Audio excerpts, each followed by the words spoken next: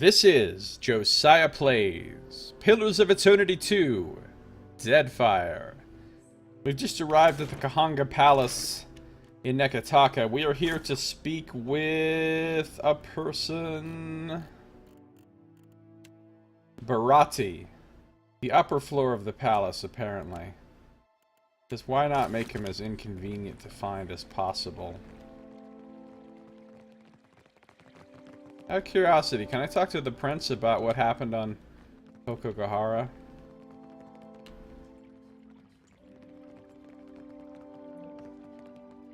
Do not leave me in suspense, I say. He doesn't give a shit.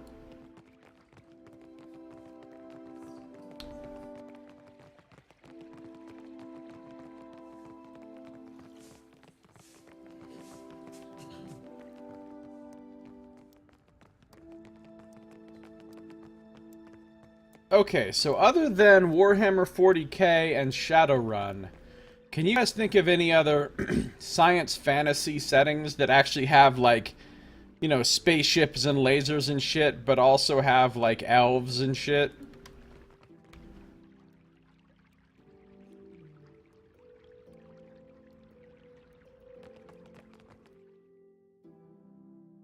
Well, Spelljammer, I guess, of course, from old D&D. But I don't know that Spelljammer really was really sci-fi, though. It just had magical ships that were in space.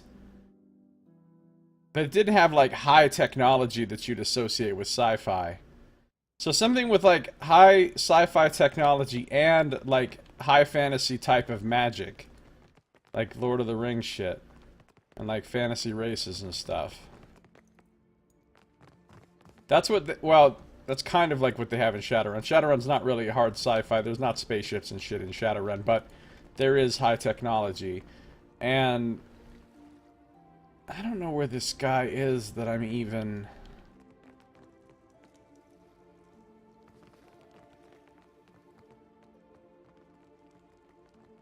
Barati, there he is. Found you.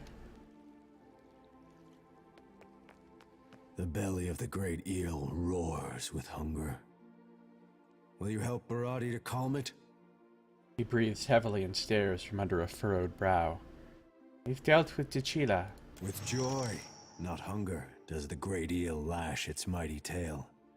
T'Chila has sated the beast for now. Barati passes you a pouch of coins and clasps your hand, hard. 1,500 copper, moderate positive. What bounties do you have available now? The jaws of Tangaloa gnash about a Rawatine captain named Ohiro. Barati folds his arms and closes his eyes, exhaling sharply. His cannon fire echoes in the ears of slumbering gods. The beast cries out for a more restful Deadfire. I'll take the bounty. Akira, you chose wisely. Ohiro sails the junk Stone Anchor, south of the Kua-o-Rikuhu island. I've seen him out there. East of Neketaka. The gods will thank you for quieter seas. Barati inclines his head and touches his brow. Farewell. Barati has tasked me with hunting down Ohiro, a captain of the Royal Deadfire Company who commands the junk ship Stone Anchor. There's a bounty to claim in exchange for evidence of the captain's death. Ohiro can be found sailing Stone Anchor along the southern end of the Kua-o-Rikuhu island chain due east of Neketaka. I dealt with T'Chila and claimed the reward for her bounty. So, still at 3 with Huana.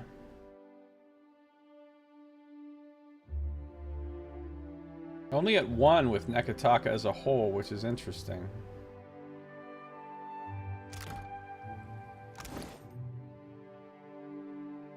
Triumph of Veen.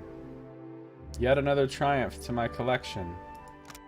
A massive eye from the dreaded creature of the deep. Cloudy fluid stirs beneath the thick, fleshy lens. Gazing into the lifeless well of the eye is to stare into the abyss. Abyssal stare.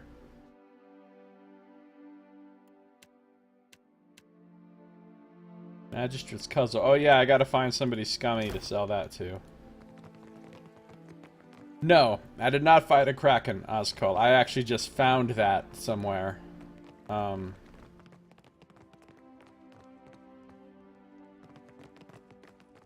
don't remember where I found it exactly.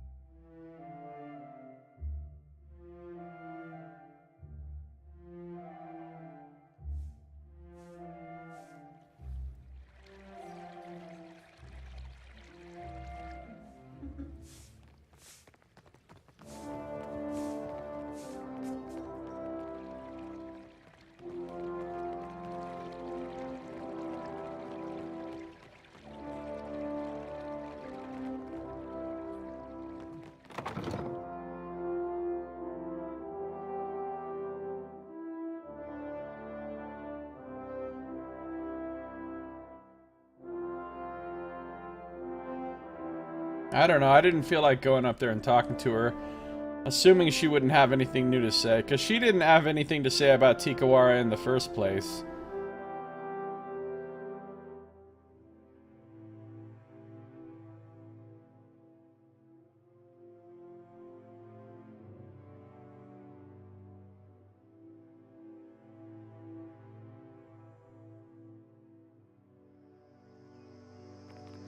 Alright.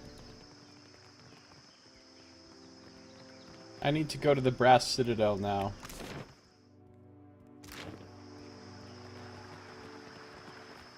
Brass Citadel. That funky Citadel.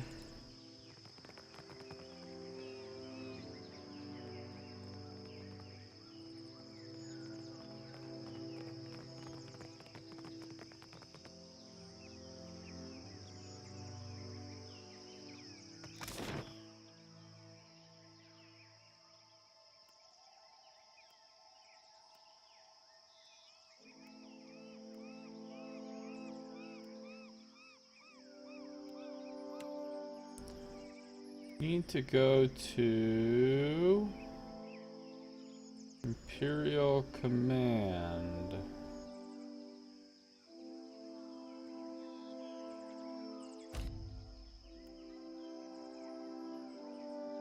Hold on. Wait.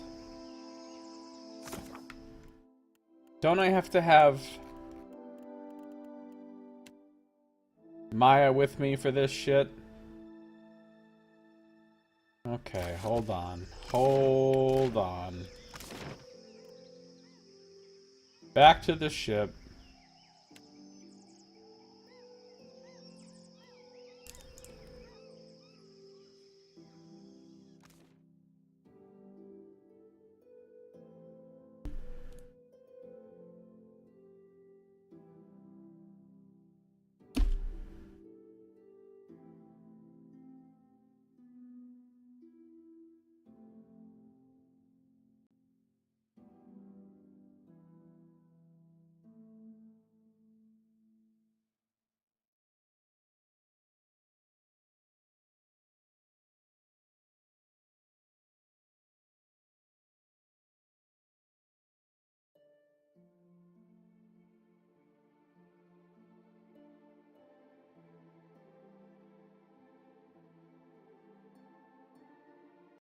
Back to the ship. Gotta grab Maya.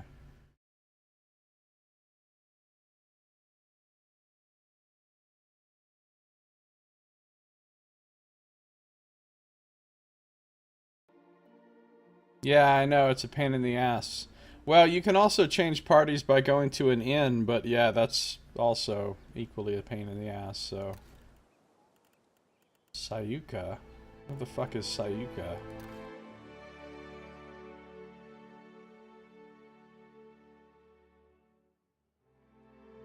Apparently it's right there.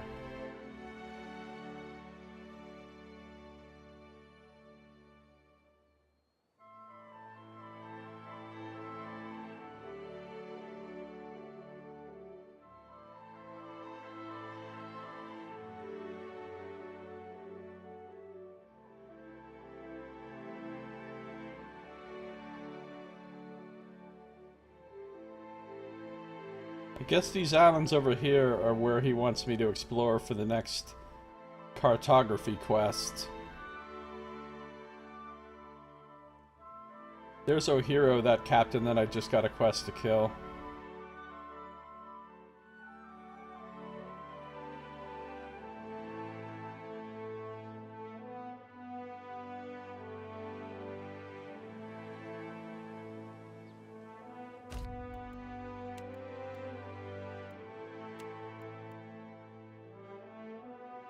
Welcome back to the team. Temporarily.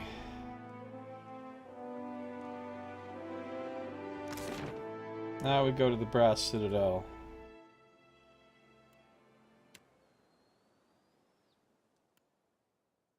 To Imperial Command, I guess.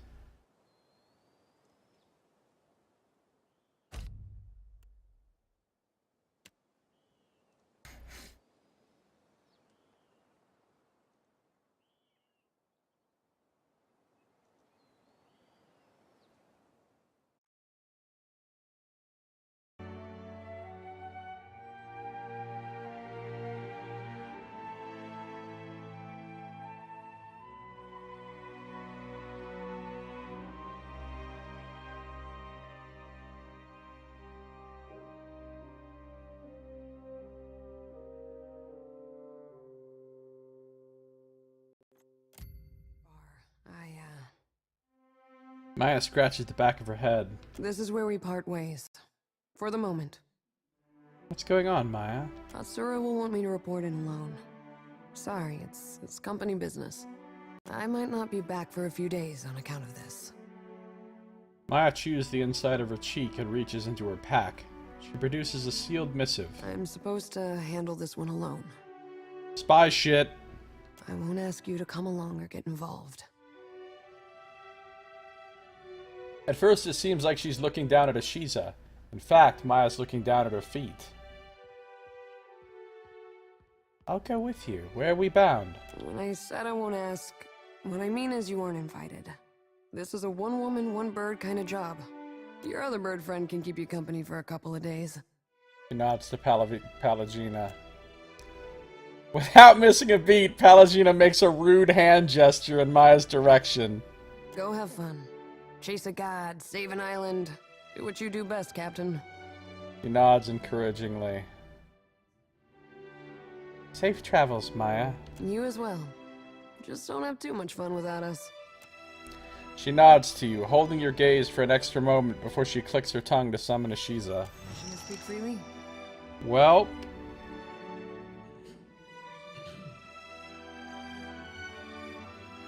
now I'm just down in Aloth for no reason. Maya needs to return to the Brass Citadel in Nekataka. Maya has left the party to deliver a missive on her own. She assures me she'll be back in a few days. Fine. I don't remember who I need to talk to here. What I need to do here. Good to see you again. Not her.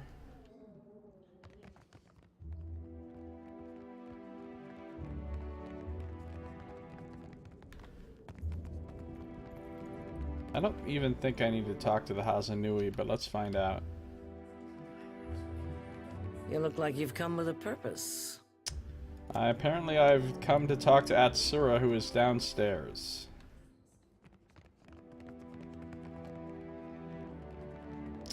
Also, I don't know how to get downstairs.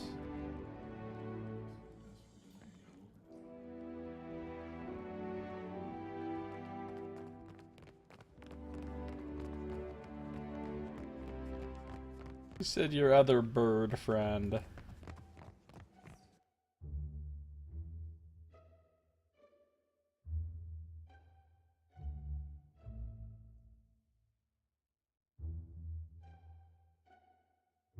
You look like you've come with a purpose, runs away. I saw one shoot once. Hit a lurch shark in the eye from 200 feet away. Why don't we all pretend like a lurch shark is a thing? That'd be good.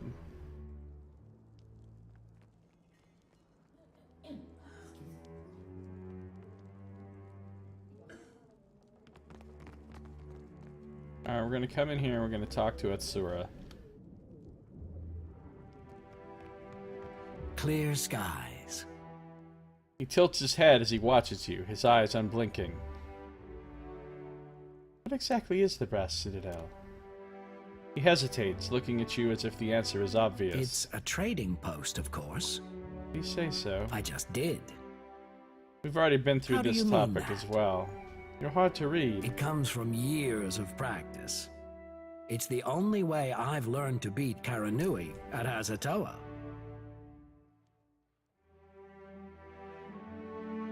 Good news. I destroyed the luminous Adra at Pokokahara. Excellent. My reports confirm a certain amount of confusion in Queen's birth. He smiles. Nevertheless, I'm more interested in reports the storms around the islands have cleared. What do you know of this? He leans a little closer, his hands folded behind his back. I know a lot, actually, because my metaphysics is 10. Strong concentrations of essence affect the physical world. That's how blights manifest, for instance. Fascinating. And most encouraging. You've proven most valuable. Accept this as a small token of our gratitude. This guy's voice sounds so familiar to me. I know this guy from some other game, but I can't remember. Oh, you know who I think this guy is? I think he's Pritchard from Deus Ex. From Deus Ex Mankind Divided and Human Revolution. I think he's Pritchard. I'm not certain, but I think it is.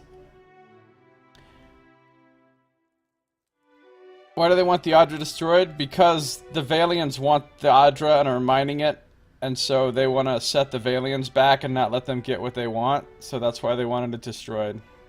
Kind of a dick move, really. He hands you a purse, but his expression is distant, as if he's still thinking about what you told him. More copper. We'd long suspected something unnatural was behind the storms, but we had little evidence. The smile playing at his lips is that of a man who's seen the next 3 moves in a game of Hazatoha. Ravatai is plagued with terrible storms. You think there may be a connection? Yes. If the storms that assail Rawatai have a similarly unnatural origin, then perhaps they too can be stopped. He looks back up at you, his eyes bright with purpose. And if that's the case, then there's more work to be done. Work that you might be able to help with. Another silence passes as he regards you. I'm honestly going to be kind of pissed if the next game goes to Rawatai. I don't want to go to Rawatai. I want to go to the Living Lands, or Examinable Plains, or the White That Wends, but it's not going to be the White That Wends, because that's too one-note. But I hope it's the Living Lands, or Old Valia, or the actual Edir Empire, or the Examinable Plains, but not Rawatai. Rawatai is too similar to this game. It's just fucking Amawa everywhere. I don't think it will be, though. Another silence passes as he regards you. After all, somebody has to keep the peace in these tumultuous times, no? He smiled, showing you all of his pointed teeth. In any case, Hazanui Karu has a matter that could use your help. Her office is on the main floor behind the large double doors. It's most conspicuous. He frowns a little. Very well. Hazanui Karu has requested my help with a sensitive matter. Yeah, dude, they have dinosaurs in the Living Lands. How do we not want to go there? Hazanui Karu has a job for me. Her office is on the main floor of Imperial Command at the Brass Citadel. They probably have, like, dire aurochs and shit, too. You know what I'm saying? It's the kind of place.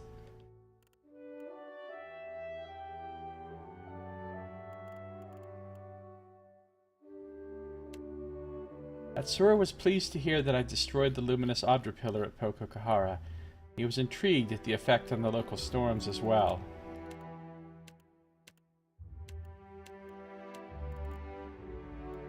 So we've done this. She'll be back in a few days. Return to the Fleet Master here as well. And speak to the Hazanui.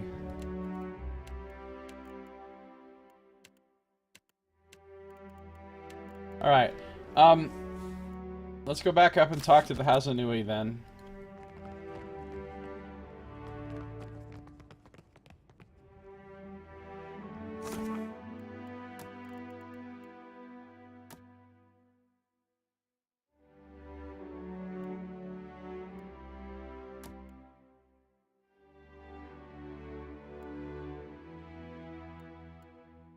There's so much lore about so many places. That is a shitload of aliens.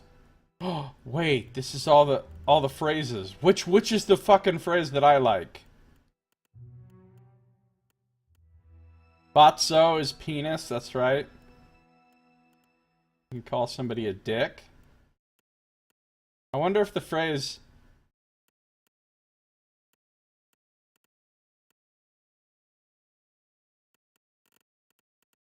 The really fun phrase. Merla, Medicho.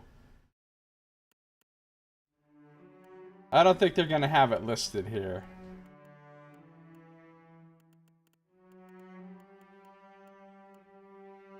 They don't have the fuck this one listed here. Surprisingly, there's no lore about the living lands here.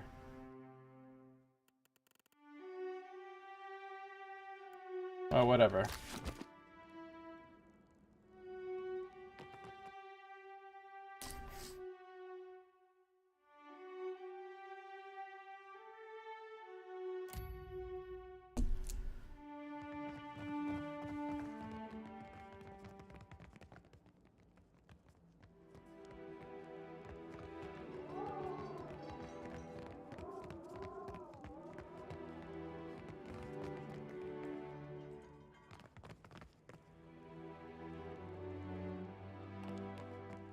Atsura tells me you tamed the storms of Poko Kohara.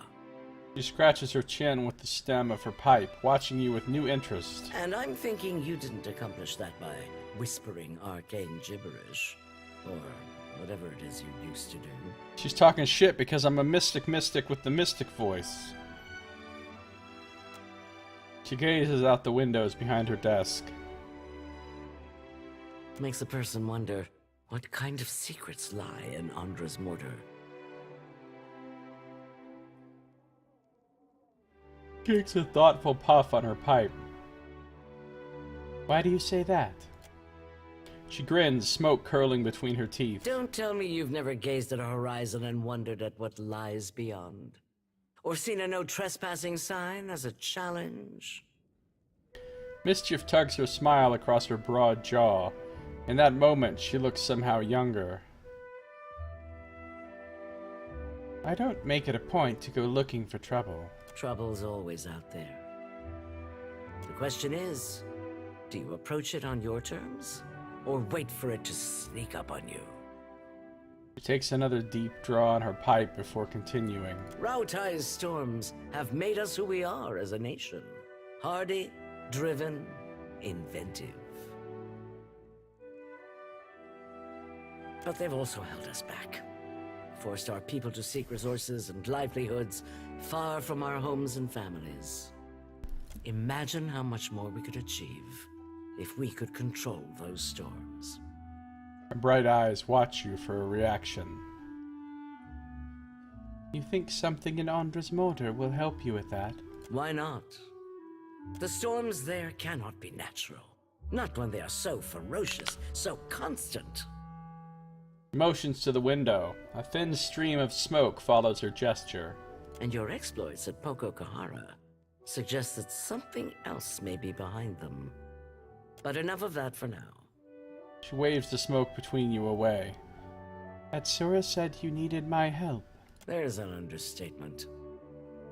She knocks the bowl of her pipe against her wooden hand. The trouble in Hasango forced us to send additional ships back to Rawatai to make up for shortfalls. And storms at home have delayed another portion of our fleet. This leaves us short-handed here. She purses her lips with displeasure.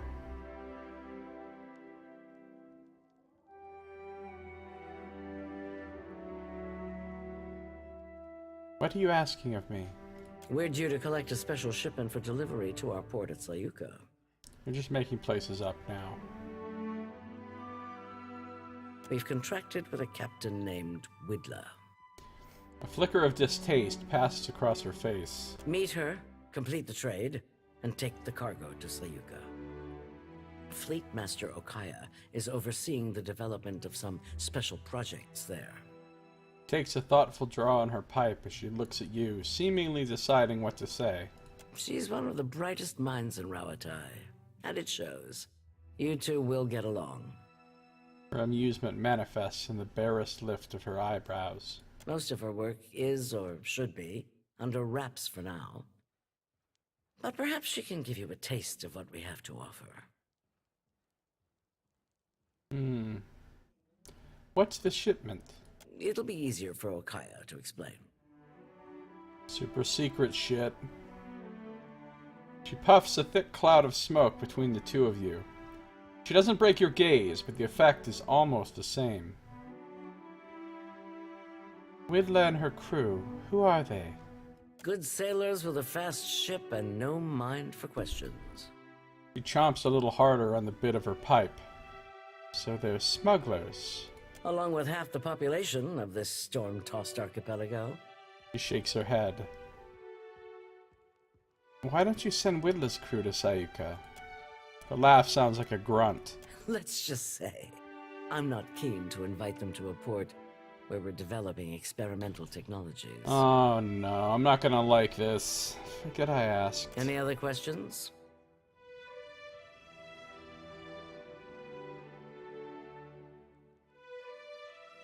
If it's important, I can handle it. What next? Widla's agreed to meet our courier out at sea, away from the heaviest traffic. She gestures on her map to the open water west of Nekataka. This is her payment. We've already negotiated with her. She hands you a purse. Fleet Master Okaya will see to your compensation once you arrive with the cargo. She watches you appraisingly. This is the kind of job that's best completed quickly and quietly. I'm counting on your famous discretion. Clear skies. Let me ask you about something else. Never mind.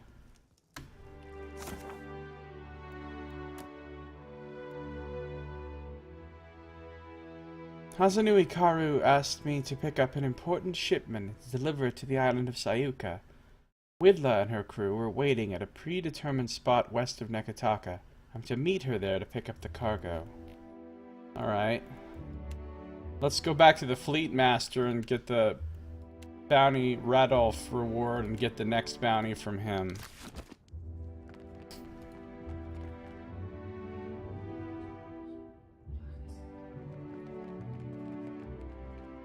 Just got a carry quest. I did just get a carry quest, Nox. Here we go again. What am I, Bayek?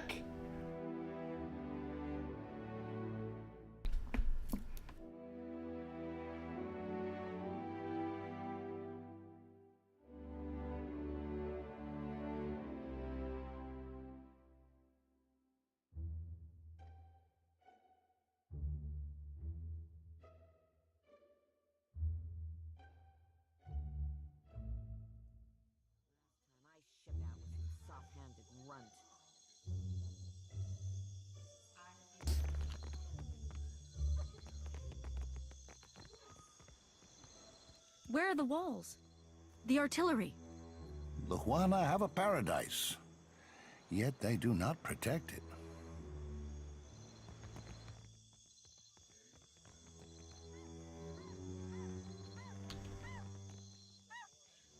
Will your mighty fortress protect you from the Audra Colossus? Much better than wooden huts, my friend. You cannot stand against such a force. You can only flee it. You gotta flee it. So I've got like a package of ramen noodles in my kitchen, and it's called roast chicken flavor, but for some reason when I went in the kitchen, I saw it out of the corner of my eye, and I thought it said ghost chicken. And I was like, what? Ghost chicken? And I looked at it, and I was disappointed to see that I was wrong. Because I thought ghost chicken sounded like a really cool flavor. But it's not. Spirit. Some people hear it. Some people fear it. Spirit. Some people braise or sear it. I don't know. That sounded better in my head.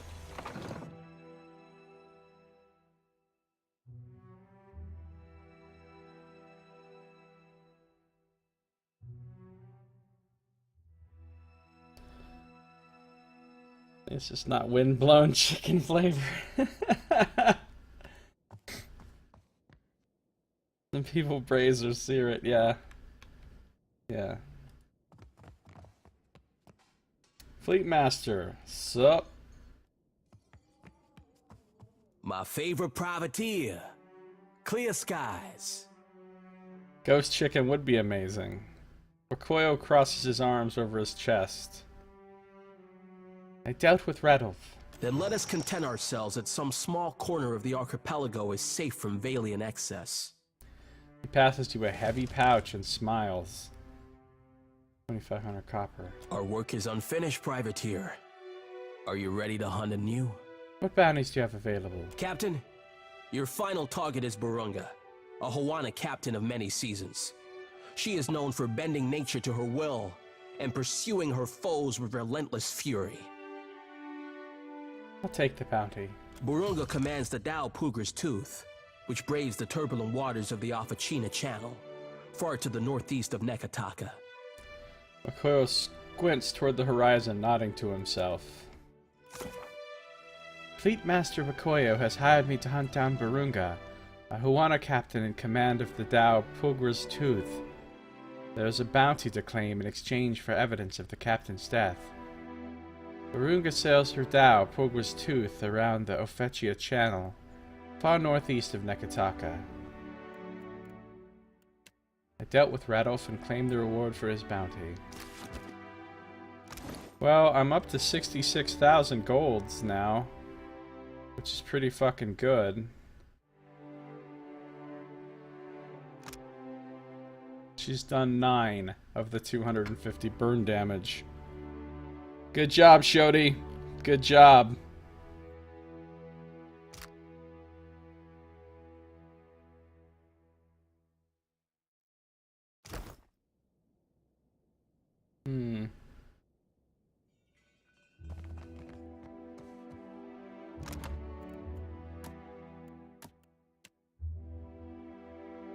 Really? Royal Deadfire Company still only at 1?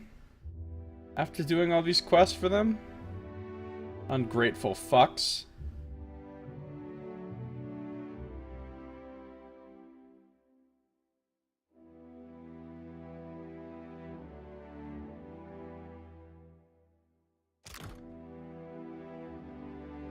Poultrygeist. Yes, yes indeed.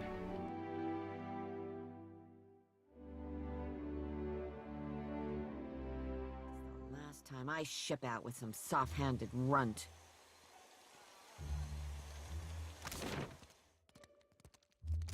Okay, now have you heard of me?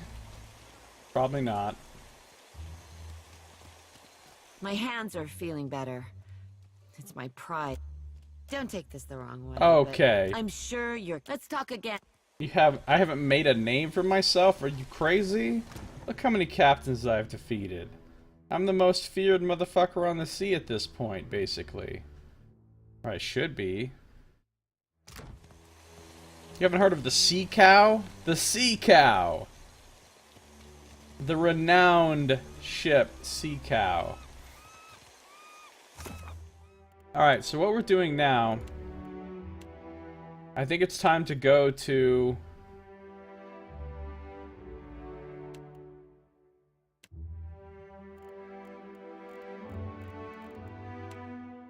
I need to go get Aloth back.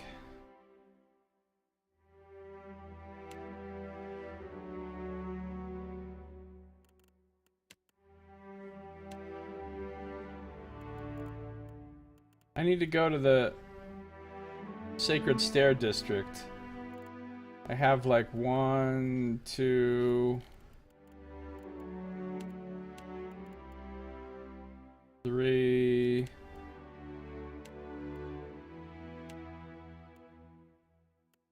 have like 3 things to do there, plus I just want to do that district in general, so it'll be based on faction loyalty.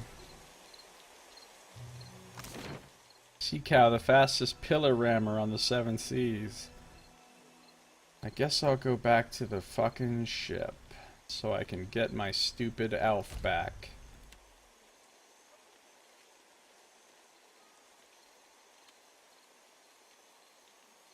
Give me my wizard.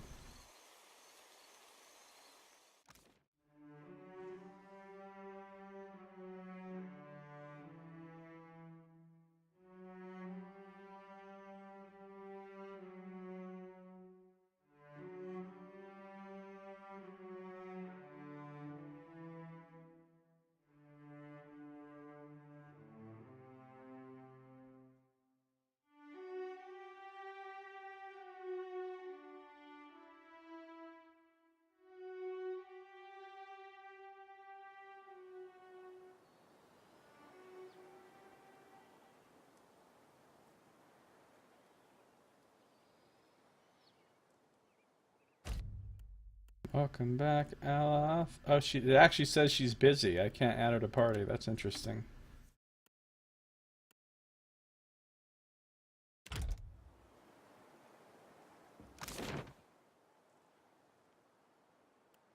Sacred Stair.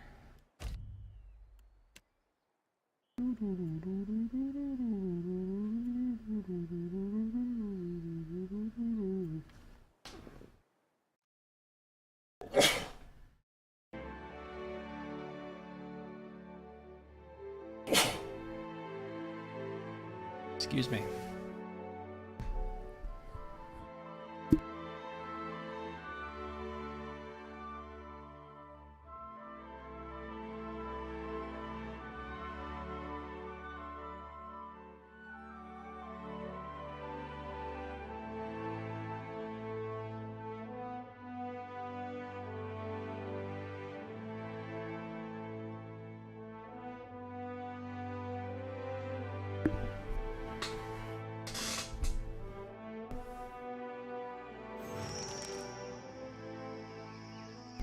Alright, symbols of death. You seem to be frequently at odds with others in your order. Some of my brethren don't understand why I gotta do what I do, but I'm not beholden to them. I can certainly sympathize.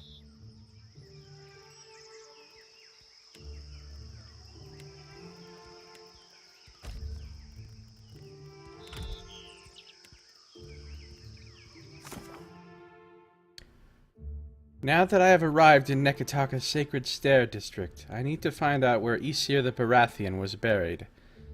Alright, so I have a lot of things to do here. Right, I'm trying to do this floating hangman quest. Find where this Aesir the Baratheon was buried, the person who killed Lucia Riven, who became the floating hangman. I need to do that. I need to speak with Flown Illet atop the Spire of the Soul Seers for the Valians, and I need to find the Animancers in the Spire of the Soul Seers to ask about Giacollo for Palagina. This is the Spire of the Soul Seers right here. It's literally the first thing you come across. So, this is a pretty cool looking district. There's the Temple of Gon, Temple of Mogren, Temple of Bareth, Hanging Sepulchres, and the Spire of the Soul Seers.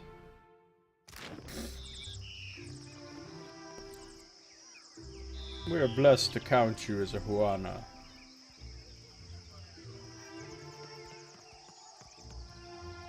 Wasn't that the Watcher, the one at the trial in Defiance Bay? Iverus? Do you think she's here to convince the Queen we're evil? But I voted for fucking Animancy at the trial in Defiance Bay.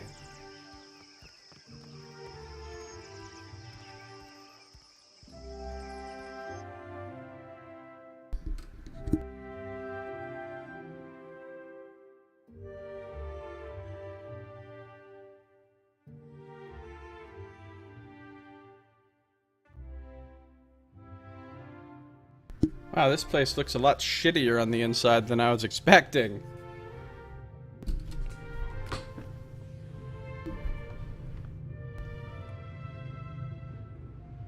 Alright, thick treatises on a variety of Animancy-related topics clutter the desk. Animancer's hat, I've read about that. Animancy in the modern age. I shall make it so. The ledger contains a meticulously logged list of names, dates, and measurements. This is basically what I imagine that fucking Saito's apartment looks like, or wherever he lives. Just tons and tons of ledgers of notes and various things, and like weird, mysterious, evil science shit that no one understands. I should probably best use the term Saito's lair.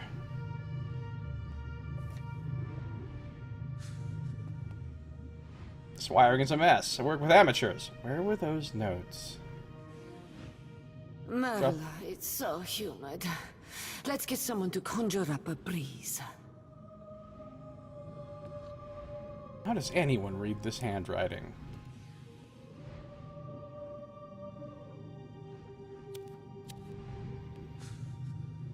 Are you looking for Flauna? She's upstairs.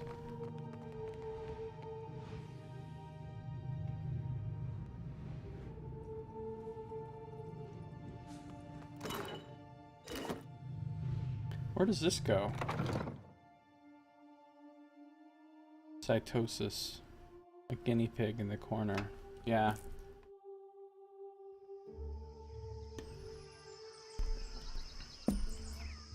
Look how impressive this place looks on the outside. Then you go in there and it's just a little crap hole. Supplies! Get your supplies here! Work faster, he says. Cutting corners never helped anyone.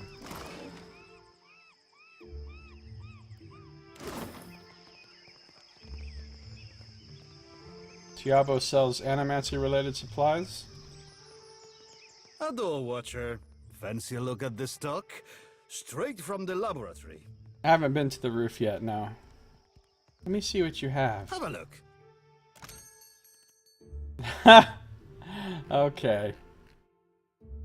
Oh, lots of good stuff that you might need for enchants. Animancy Cat, 9,000 bucks. While Animancy Cat is following you around, you gain bonuses to Arcana and Metaphysics, and all creatures your party summons gain bonus Might and Penetration. Okay.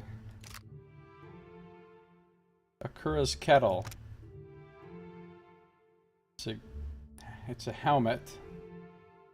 Chance of casting Boiling Spray at enemy when critically hit in melee. Burn armor. Once per rest, teleport to an ally's location. Interesting. Dude, Saito would be buying Animancy Cat so fucking fast. A navy sails on its stomach. This, above all things, was an axiom for Okura, chief galley cook of the Rauatai scout ship Waimara. Any crewman from the shipmaster to the lowest powder boy could rely on a steady, unending supply of Okura's famous stew. This was because Okura cooked little else. Stew at first watch, stew at last watch. Of course, the crew complained. Okura was untroubled. A crew that didn't complain was a crew short on work, if you asked her. She became a fixture of the vessel as captains and crews came and went. Okura and her cast-iron pot remained at the ready to feed those under their charge. When the Waimara fell victim to a rogue wave, Okura was lost at sea. The ship was scrapped for parts and its supplies redistributed. redistributed among the Rowitide Navy. The crew, however, stole away Okura's pot. In an act of finality, they gave it to a local smith on the one condition he crafted into something, anything, other than a cooking vessel. Then they toasted to Okura's memory and hoped beyond hope that whatever her pot became, it would never be used to cook stew again. We've seen Rings of Overseeing. I think we own a couple of them. But now we have the true item here. The amazing and truly incredible instant potion belt. +2 alchemy, and once per encounter, it just summons random potions into your quick slots, and then they vanish when combat ends? That's pretty fucking cool, actually. Unlimited free potions. This is like the infinite oregano belt.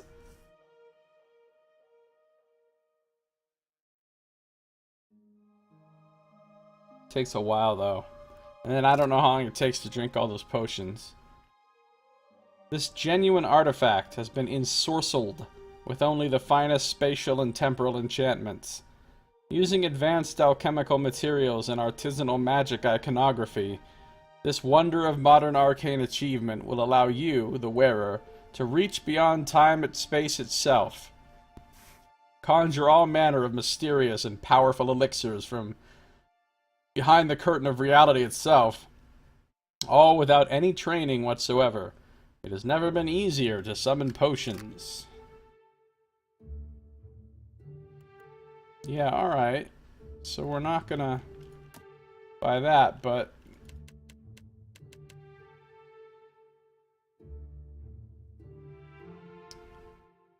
it's a cool thought.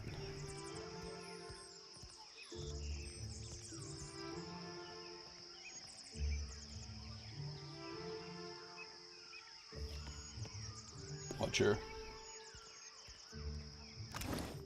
Do we want to do any enchants now that we have so much money?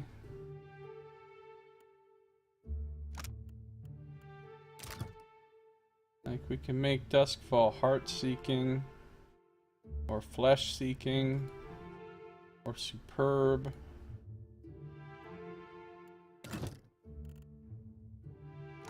We could enchant up Cadlu's Scythe. Oh, Luminous Harmony! Yes!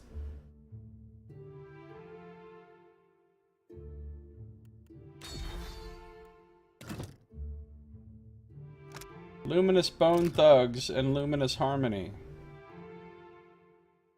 Doesn't really seem worth it to spend 15,000 to get literally 1 point of deflection when you have 101 deflection.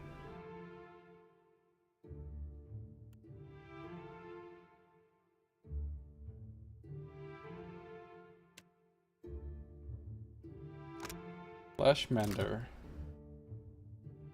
Quick item slot, weapon sets. Minus 20% crit damage taken. Alright, why not? Ooh, I want hits to grazes. But I don't have a Vithrak brain.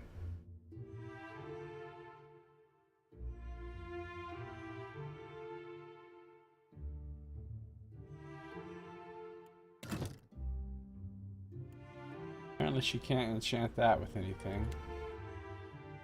Saints War armor? Also a Vithrak brain.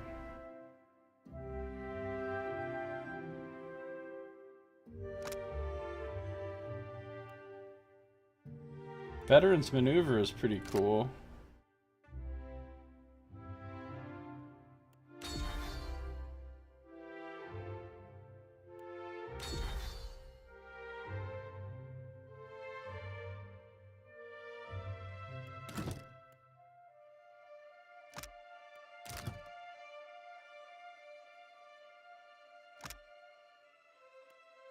Oh yeah, Light of the Dawn Star is that one that you don't actually take because it's a trap. It's a trap!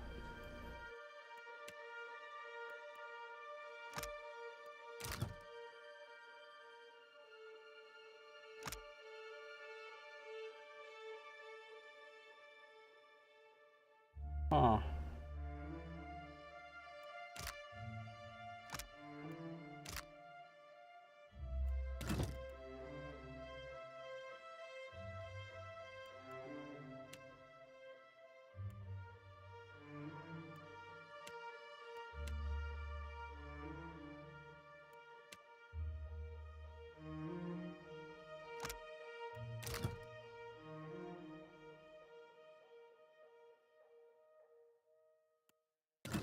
What was the other one that would take a mother of pearl to do?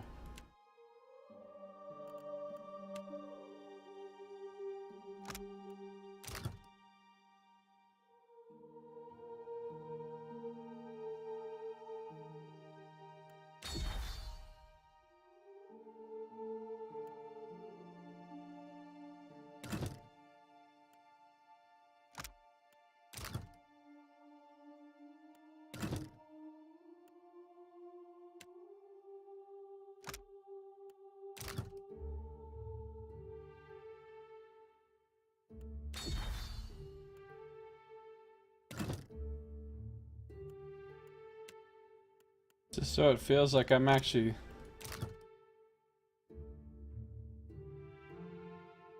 doing something. One deflection, though. Literally one extra deflection is not a very good enchant. Like, the jumps should be bigger than that, you know what I'm saying? Yeah, 15k on one armor rating seems more reasonable, but not on one deflection, indeed.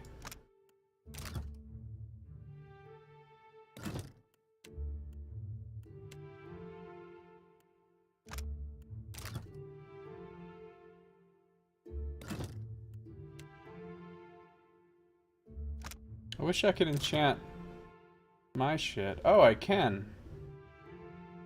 I could spend 15k on my armor rating.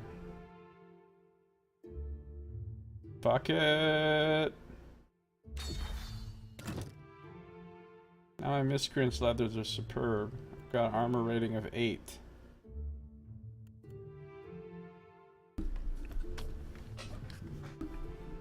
Well, there we go. Spent half my money. So that's good. All my profits go toward keeping the machines in order. Well, they keep us fed. And we fix the machines. Have a look. Guess I don't need to buy any of these things right now. It's good to know that I can come here and buy these things if I need them, though.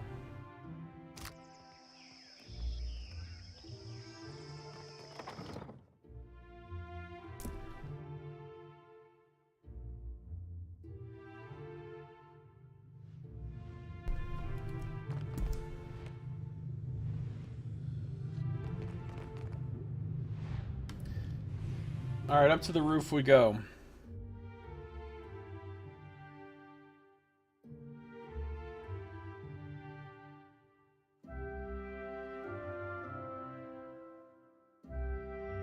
You know, the last 2 days of streaming this,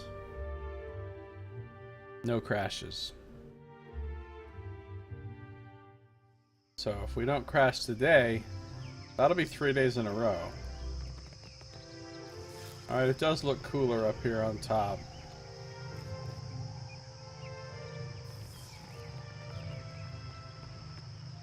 Look, we have guests. Tell them not to touch the... Where were those notes? Touch the machines. Merla, burned. Well, that won't do it all. Oh, it's Icewind, one of the sidekicks.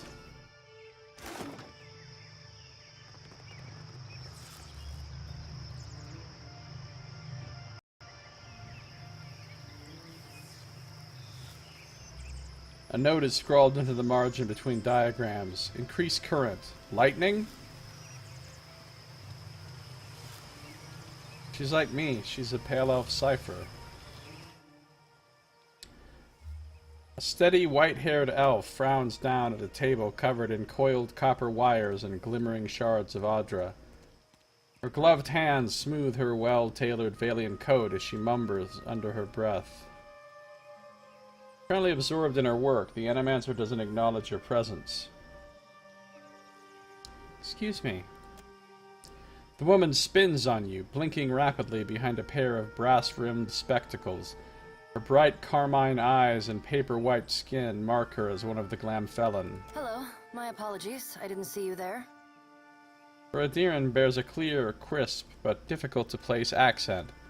The pale elf examines you warily, unease clear in the set of her shoulders. Are you alright?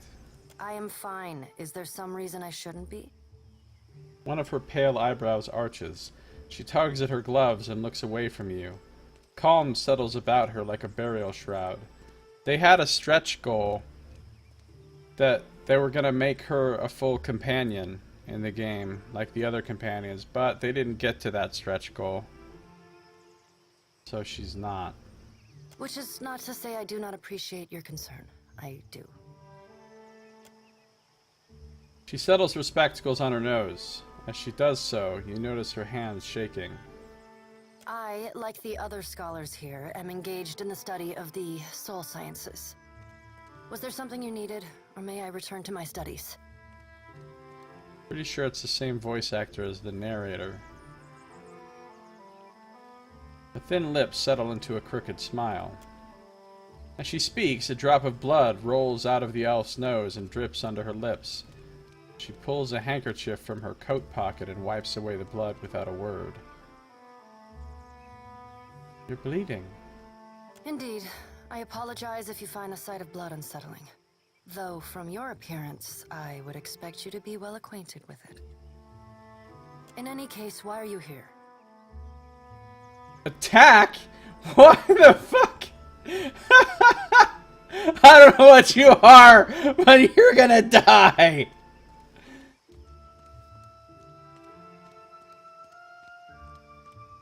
How'd you come to be a Nekataka? It is a mundane story. I sought out the ship with the longest oversea route departing from the Republics and booked passage. Though her words are flat and her voice affectless, Edwin is not calm. She shifts her weight from foot to foot and looks anywhere but at your face. She has the restless, nervous air of a horse about to bolt. I had intended to perform a handful of experiments regarding the nature of souls that could only be done safely at sea. I know of no animancy that must be done strictly at sea. A fellow researcher. Then perhaps you will understand. She steeples her fingers and gives you a sly smile. Understand what? I've long been fascinated by the nature of entropy. Nothing is unaffected by the passage of time, excepting souls. Supposedly. Uh-oh. Oh no. Oh, wait, good. Supposedly. She smirks. Did the sound of the game just kind of cut out for you guys? For a second? Did for me.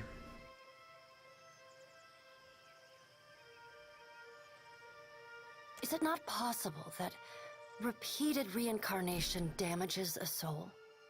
Could the process of reincarnation itself be responsible for some of the many ills that plague the souls of Kith?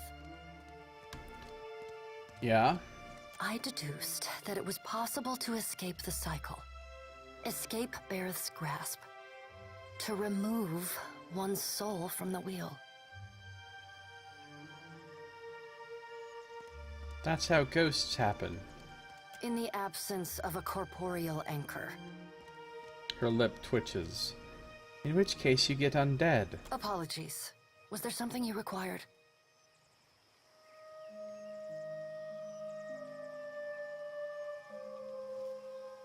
Stop dancing around my questions. Tell me what's going on. If you insist. Takes a step back at your sudden request and clears her throat. With the aid of a device of copper and Audra, I have uncoupled my soul from my body, freeing myself of Bareth's wheel. I belong only to myself now. Pride girds her voice. What possessed you to do this to yourself? My body and soul are my own. Why should I not do with them as I wish? She squares her shoulders and fixes you with a glare. Who are you to say? Edwin's carmine eyes cling to you, mouth set in a small frown. I'm something of an expert on the subject of souls. How so? She crosses her arms and regards you with new interest. I'm a watcher. I see into the souls of others and, if necessary, pass judgment on what I find there. And I'm a cipher. And I'm a mystic. So I know all this shit. Truly. Her brows rise high on her forehead. She leans towards you, her eyes fixed on yours, suddenly intent. Tell me, what do you see when you peer into the souls of Kith? Do you see their misdeeds? Their evil thoughts? Their unkindnesses, perversions, cruelties? Sometimes. She blinks, frowns, and breaks eye contact. I apologize. I have always felt a kinship with your kind. Having witnessed the very worst in Kith has left me keenly attuned to recognizing ill intent. She quickly shakes her head. Perhaps you would be amenable to me traveling with you, on something of a permanent basis? She cringes. Why do you want to travel with me? I have a vested interest in Luminous Audra, but acquiring it here can be expensive. You have a ship of your own and are clearly well-traveled. I suspect I would encounter more Luminous Audra with you than I would on the streets of Nekataka. I'll kill you! Welcome aboard. Truly? She blinks, her mouth hanging half open. Whoa, you sure about that? Thaklat, traveler. I am grateful. It really sounded like she said fuck off, but actually she said Thaklat. And Ordjoma. Okay, now you're just making languages up. And you can't just introduce something like that at this point in the fucking game without explaining what it is. An Ordjoma expression of gratitude. She clasps your hand in hers, pumps it quickly, and releases. After a quick pat-down of the various pockets sewn into her coat, Edwin nods sharply and rests a hand on the hilt of her rapier. I have all that I need. We may depart at your leisure. Her lips curl into a coy little smile, and she says no more. Alright, well... Is she gonna be... Oh, she can be a mind stalker. Nice. I was almost a mind stalker. My character would be a lot better if I was a mind stalker.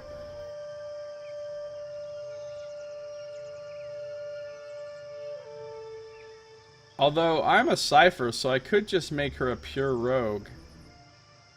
No, we'll keep her a mind stalker. We're not gonna use her, though. I mean, she's gonna go right to the fucking ship and sit there. Goodbye. Have fun sitting on the ship. As you like.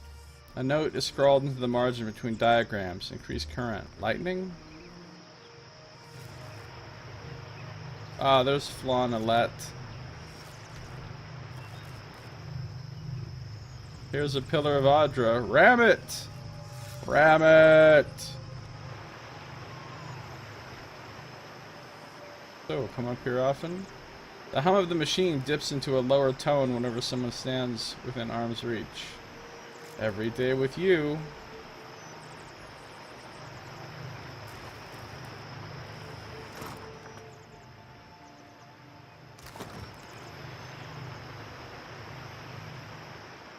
I thought we would have more trouble finding volunteers. Looks like there's no one else to talk to up here but Flaunalette, so she must be the person I talk to for literally all 3 of the quests I have here. There's also a Valera youth who doesn't want to talk to us at all. Ram that pillar. Ram that pillar. Ram it, ram it, ram it, ram it, ram it.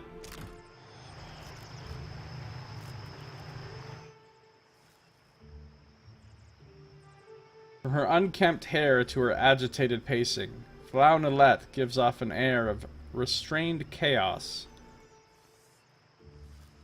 She waves you over with a few quick motions. Sierra Valegina, here to watch us work? Or are you finally going to let me strap you down to a table? What? She grins wickedly, looking past Palagina to wink at you. I have a feeling this has nothing to do with animancy. Ado Sere. Respectfully, I must decline. Castor sent a runner ahead of you. Guess he's excited about all this. Did Castle say what all of this is about? Never mind, I'll explain. It's the Adra, of course. Everything's been about the Adra. We've catalogued a number of interesting properties unique to Luminous Adra, but there are some very specific qualities we are investigating. Right. Qualities that a Watcher happens to be uniquely suited to exploring. You're just what we're missing.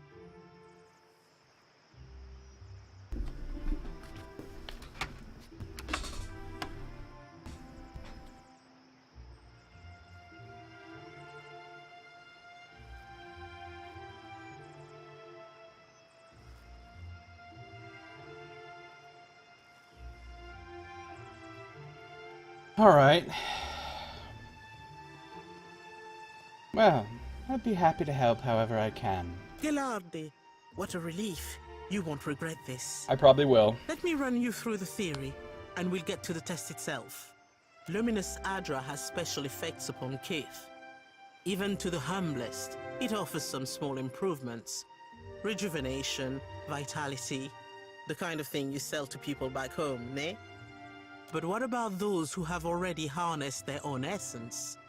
Consider the talented cut purse, for instance, who can cross a room by slipping briefly into another place. The world between.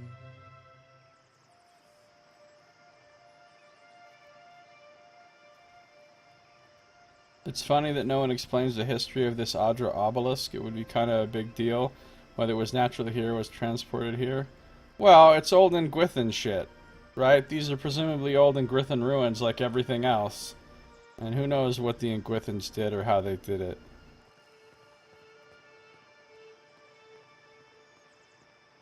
I mean, I assume these animancers are here doing this with the permission of the Queen. They would kind of have to be. Luminous Adra holds enormous quantities of essence. The kind of energy we can't replicate or restore. And these formations have a kind of connection to each other across the in-between. Are you going to teach me how to teleport between all Adra pillars in the world? Because that'd be a pretty good skill. I believe we can harness this connection and your natural abilities to transport a person across great distances in a moment. We can make hearthstones. Oh yeah.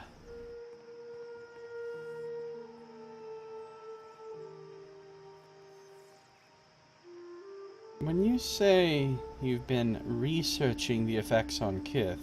On volunteers. Well-paid volunteers. Clown smirks.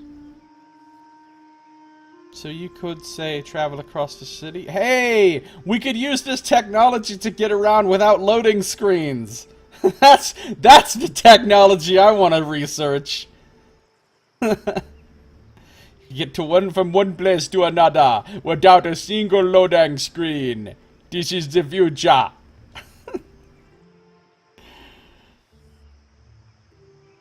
Apparently they researched this already in God of War world.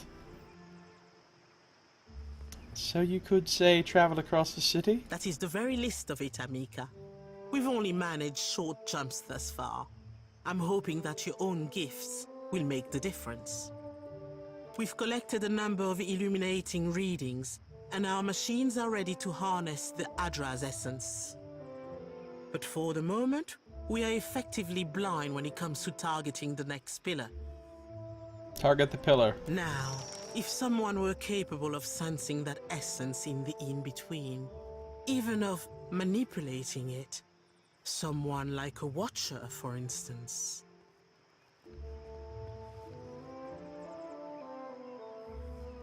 What would I have to do? Ah, well, this is a little like describing a muscle I don't have. Alette thinks for a moment, snapping her fingers as she paces a half step back and forth. The idea is for you to focus on the next connection point.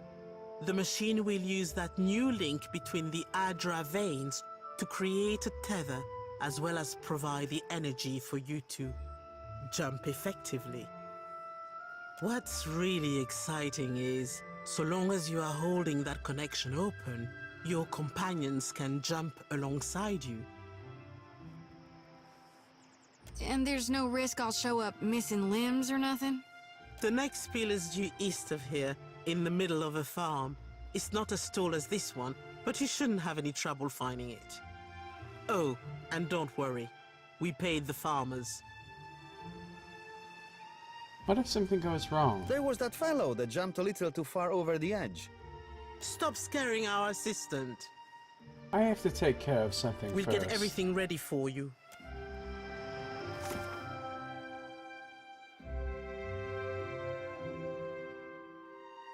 Flam claims that her group of researchers have devised a way to channel my ability to navigate the in-between, to, well, launch me from one Adra pillar to another. They'd like me to participate in the experiments. Flan asked me to try to speak with her at the Spire of the Soul Seers once I'm ready to give the experiments a try. But I need to talk to her about some other shit before we just start teleporting to God knows where. Come to watch us work? It's not as exciting when we're running through calculations. You work here? Not the coziest place for it, is it? But the open air, the lightning specifically, is a boon. Lets our mages have a rest now and then. Good test of the equipment too. We're working on making it less delicate. Our junior researchers are still a little soft. She laughs. Can I ask you some questions? Sure thing, Amica. Comes with the job, doesn't it? Your accent, it doesn't sound very Valian. Well, a few years in a deer will do that to you. Up to your armpits in jungle mud, insects, and snotty nobles. Which is why we stay indoors and take up civilized habits. Like proper enunciation. Fucking Adirans are so British. Imagine Aloth having his fucking tea.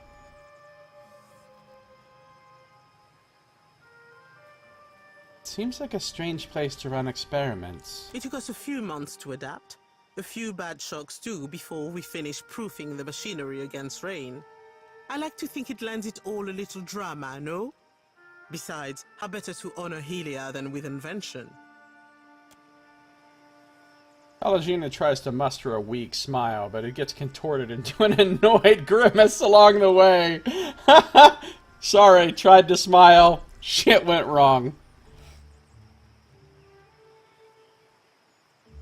Animancers weren't very popular in the Deerwood. Did the Huana give you trouble? Oh, things are much different here. The Huana may not have the same passion for the field as the Republics, but we understand we're doing research, not sacrificing children to wolves or whatever it is the Deerwood believes. So, no riots. Fortunately, news out of the Deerwood doesn't mean much to this lot. Clown winks to undercut her teasing. That was all. For now, nay? No trouble if you think of anything else, Amica. We're looking for an animancer named Giacomo. Giacomo? Ak, I know him. He has a little laboratory for himself down in the gullet. His specialty is godlike. Claims he can detect them in the womb. She spreads her hands theatrically, though her expression never changes. Giacomo rents a room in Eothas, the Hole, which is that grimy tavern down below. Why he seeks to bury himself, you will have to ask him yourself. I've been to his room in the hole. Remember, we went there, and he wasn't in there. It was empty, but there was all that animancy shit in there. And I was like, why is there a room with a bunch of animancy shit in the middle of this little dive tavern in the gullet? Well, now we know.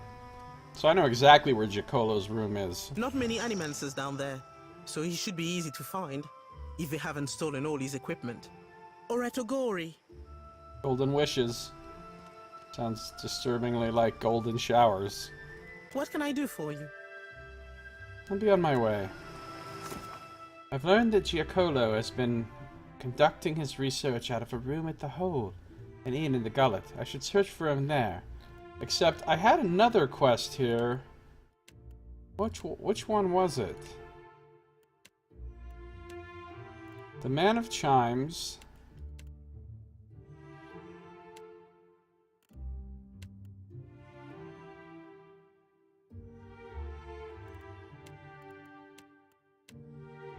The Animancy Experiment. Oh, and the resting place of Aesir the Baratheon, which is a quest in this district, but not at this actual place. Okay. We can do the experiment now. Ah. Is there something you wanted? You only have to ask. Come to watch us work? It's not as exciting when we're running through calculations. So, about this experiment. Settled your nerves? We can get underway whenever you're ready. Alright, let's do this. Gelarde. Very well. You stand there. Ansel, the machine. In before some sort of chrono trigger, like, terrible accident.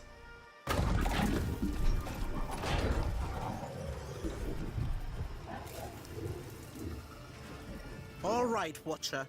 Remember, focus on the beam of light. Uh-huh. It ought to be like stepping through a door. And remember, don't... Oh, we get to go back to the realm between realms. That's a cool place.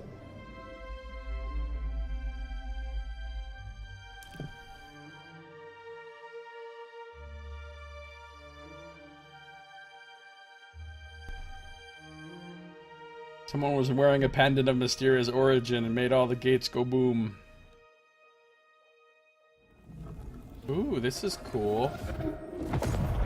Now we're talking. Can't say this is what I imagined hell would look like. Something went very wrong with the experiment. Of course it fucking did. I've appeared somewhere in the beyond. I shall. Yeah, pretty sure this isn't where I'm supposed to be.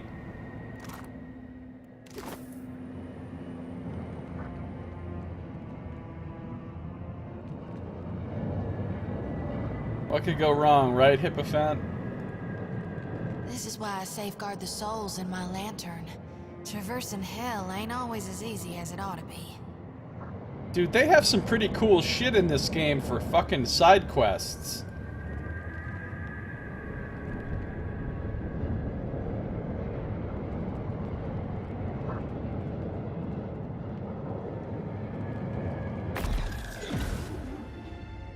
Mm-hmm. Yeah. Right, not a big surprise. And of course they're behind us.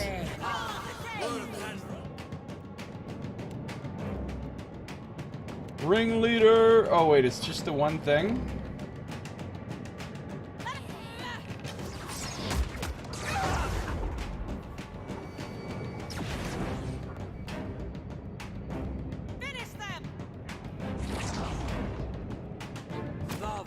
Ogres! Well, that thing got wrecked. A scourging blight. Spirits? Literally doesn't even show up in my...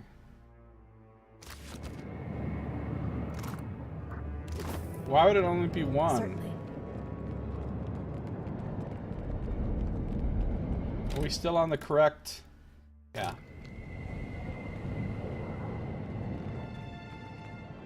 This place is cool.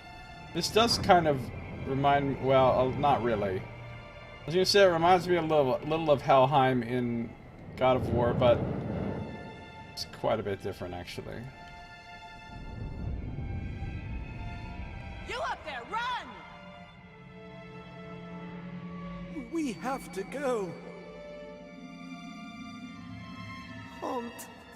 Can't. No, no, please. Well.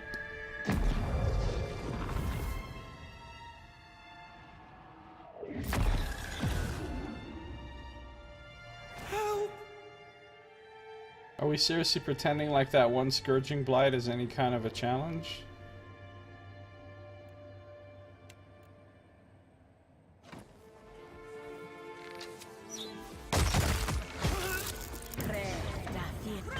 I did not kindness spell speak.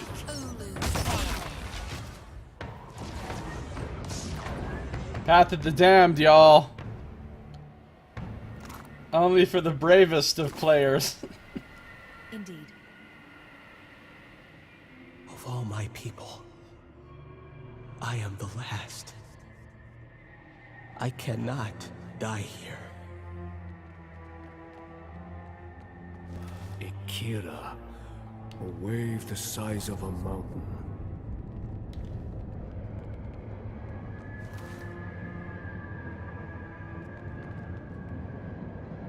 With every moment I forget. Oh, merciful gods. That's really cool looking.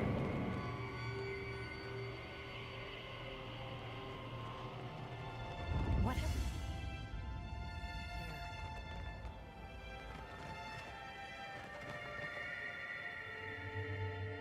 Chunks of unnatural architecture have been torn from their roots, hanging still in the void.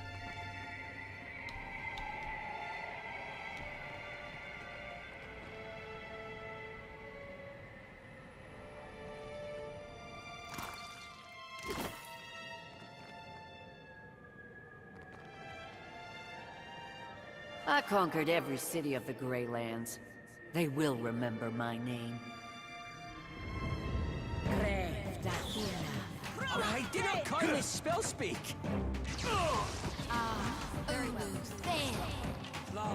Okay, okay! What is that?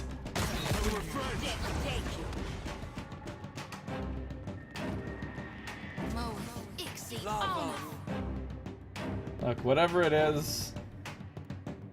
Ringleader! Ooh, 111 will on that bad boy.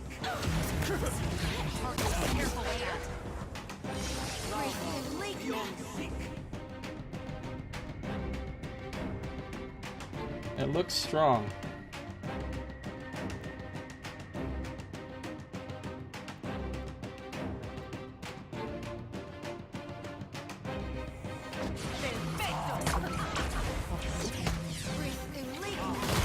Stunned it.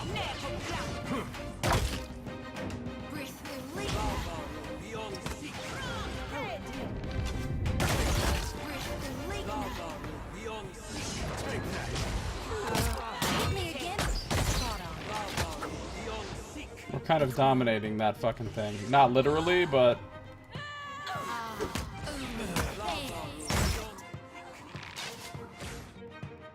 Is it dead? Not quite. Am I ascended? I'm ascended.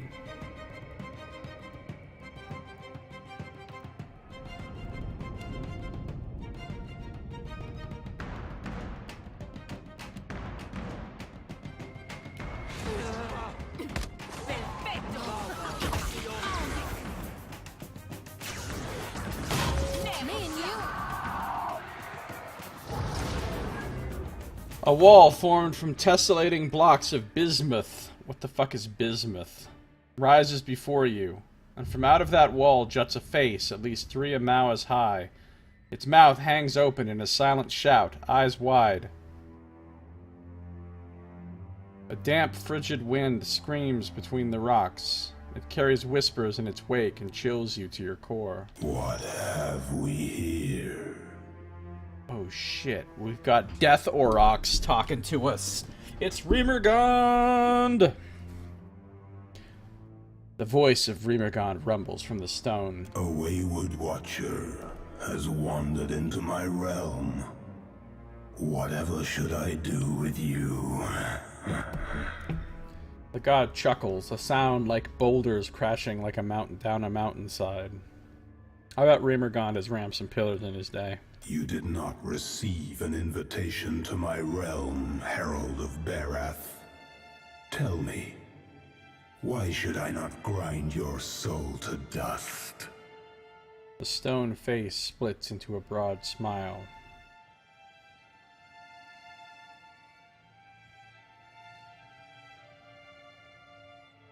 I could be useful to you. But I have no need for a vassal. Everything I desire, I do for myself. Embrace oblivion with open arms, Watcher. The chill wind you first felt when you entered this place picks up. It becomes a deafening cacophony.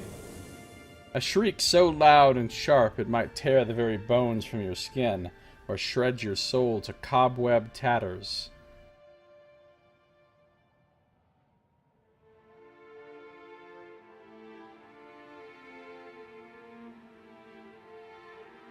Say nothing. As much as it would delight me to scatter your soul, you belong to Barath. I will spare you that fate. For now. What will be the ramifications of this? Oh, that was fucking Nox pun right there, Scum Save. I knew you wouldn't do it. Say nothing. Now, on to the matter that brought you here. Your Animancer friends meddle in things beyond their comprehension. Were I not the generous creature I am, you would have died. Be sure to tell the Animancers that they have failed, and that they have drawn my gaze. I will not hesitate to obliterate them if they irritate me again. I'll do as you ask. Of course you will. He radiates a satisfaction, thin and sharp as polar sunlight. Aloth nods at my dutifulness. You might prepare yourself, Watcher, for something wondrous is on the horizon. Eothas will usher in an age glorious in its brevity. Okay, that doesn't seem good. If Remergon is happy about what Eothas is doing, it's probably bad. I'll usher in a glorious sword to your face! Most inappropriate time to say something like that. What does that mean? You will soon learn. In the meantime, enjoy the world as you know it while you can. Look, all I care about right now is looting this thing. And if you're gonna teleport me out of here before I can loot this thing, I'm gonna be displeased. And do send my regards to your Animancer friends. Rimbergon's voice fades to nothing. Only the wind remains. Yes, let's all pretend that was completely normal. I shall make it so.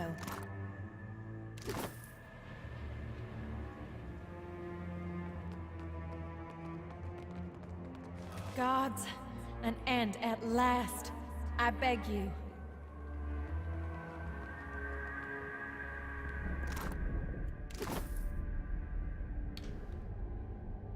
Sorry.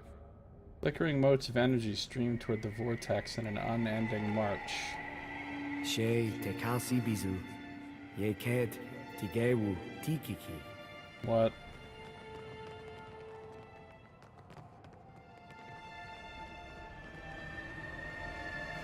The beast.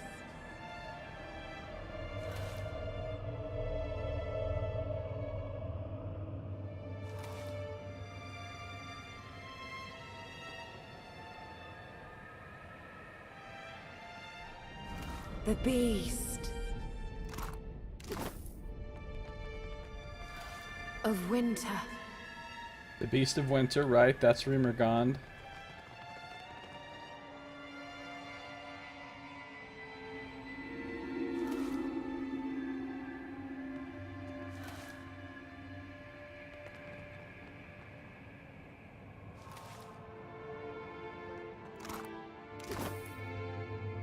So much spirit residue.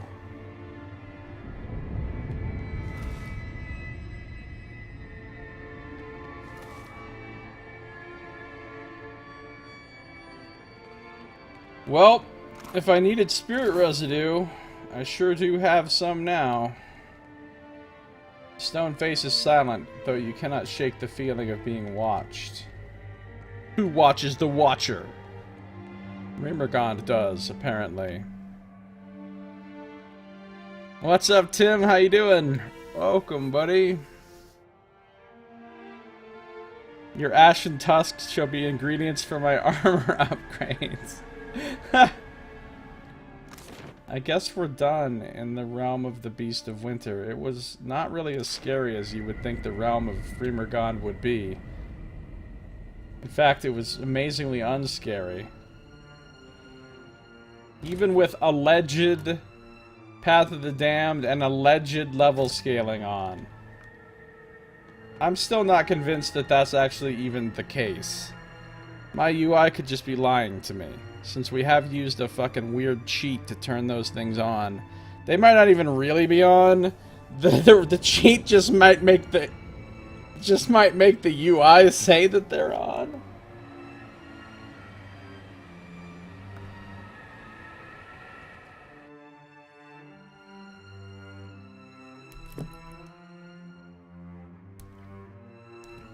Here, this cheat provides placebo difficulty.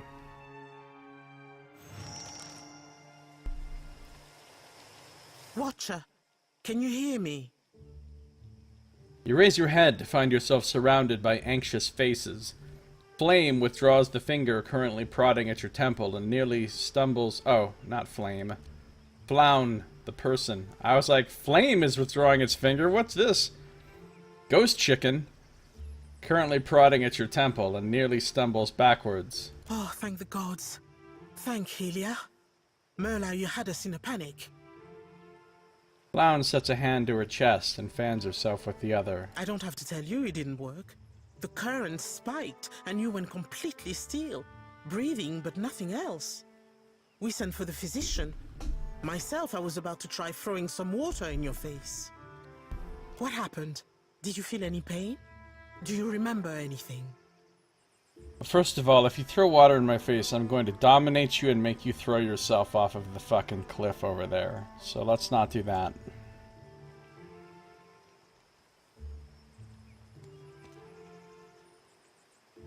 I think I ended up in the beyond.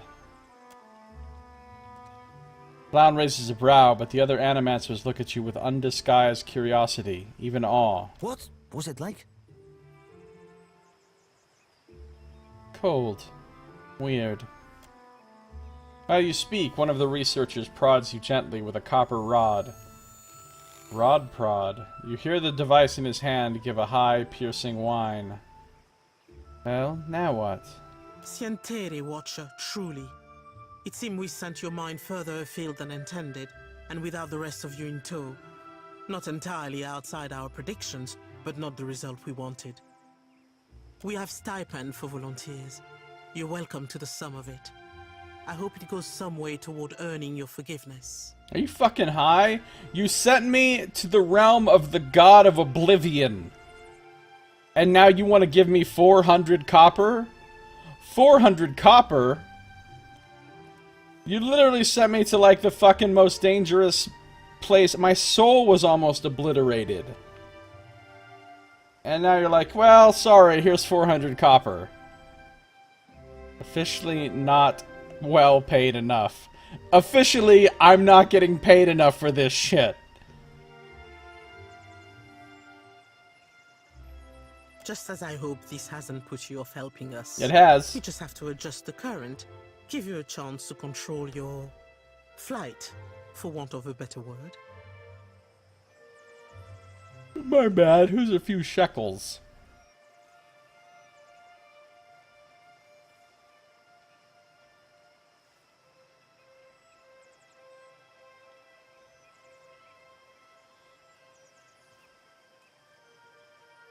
We're all very glad you're in one piece.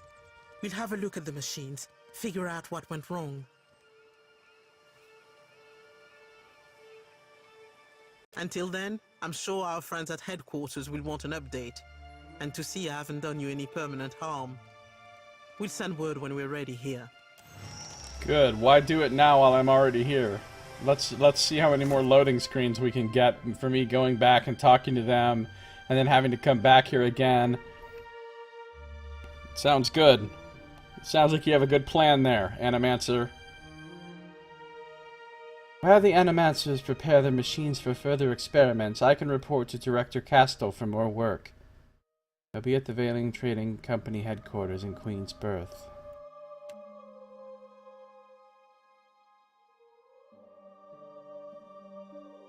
The Animancers have gathered their resources and enthusiasm, and are intent upon a second attempt to cross the in-between. The Animancers at the Spire of the Soul Seers are performing calibrations on their machines to prepare for a second attempt at crossing the in-between. Clown will send a message when her team is ready to try again, should I wish to participate. For now, however, she suggested I head back to the Valiant Trading Company headquarters for more work. Yeah, she assumes I'd be willing for a part 2, like, listen, part 1 didn't really go so well. Honestly, I will accept the goods from this chest as additional payment for my work here. Thank you. Hope you're keeping busy, Watcher. We're still running some small tests. Not quite ready for the real thing. Yeah, even when you are ready, you won't be ready. What can I do for you? Goodbye. Also, payment for my troubles. You can keep your clothing.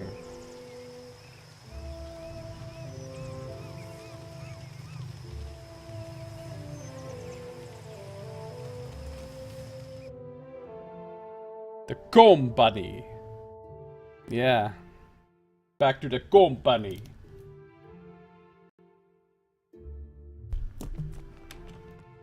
Also, do you fuckers have anything you're giving away? Because honestly, y'all owe me after that.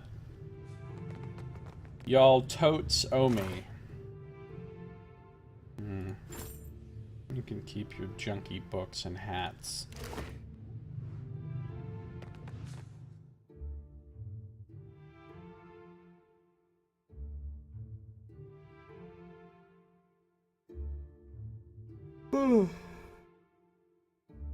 I'm weirdly tired. Totes my goats. Oh no, this is in a number of text messages I do not like to see on my phone. Oh. Huh. Some of these text messages are from people that are here in the chat. Would you like me to text you back, or just answer you here with my words?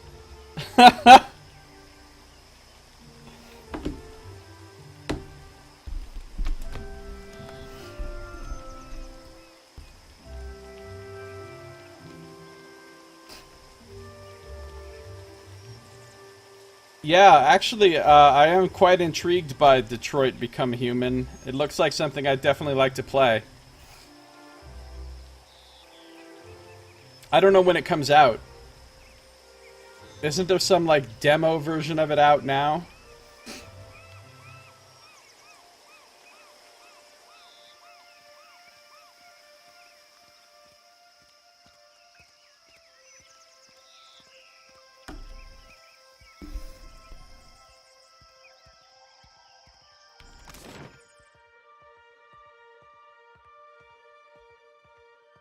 Yeah, I'm not going to play any demos or anything, or previews. I'll wait for the full thing. I'm going to get it on PS4, obviously. I don't even know if it's out for... It might be a PS4 exclusive. I don't know. But regardless whether it's on PC or not, I'm still definitely getting it for PS4. It might not be the very next PS4 game I buy, but it'll be within the next 3 PS4 games I buy, I suspect. What will you do when your contract is finished? Sign another. Nothing pays better. Oh, these are little... Oh, it says they're animancers.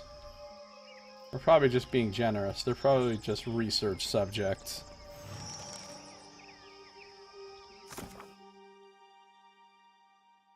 I have learned there is a temple dedicated to Bareth within the sacred stair at Nekataka. Yeah, I've learned that by literally running here and seeing a big-ass temple to Bareth.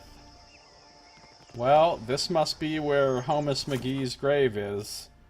I mean, Aesir the Baratheon. Basically the same thing I said. Dude, look how fucking ominous this place looks. Have you come to pray? May the gods grant you a blessing. You go in first. You sailed in on the sea cow, Ikara? My sister Sasangaloy is down there, and the priests feed it fish. Nasty ass fish. We snuck out. Please don't tell. That was kind of some unconvincing ass child voice acting. Devotee of Magrin. What say you, traveler?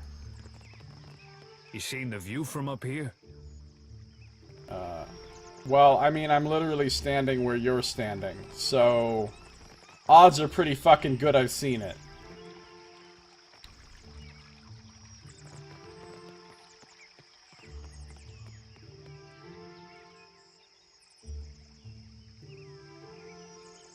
Have you ever been to the place where we exactly are right now?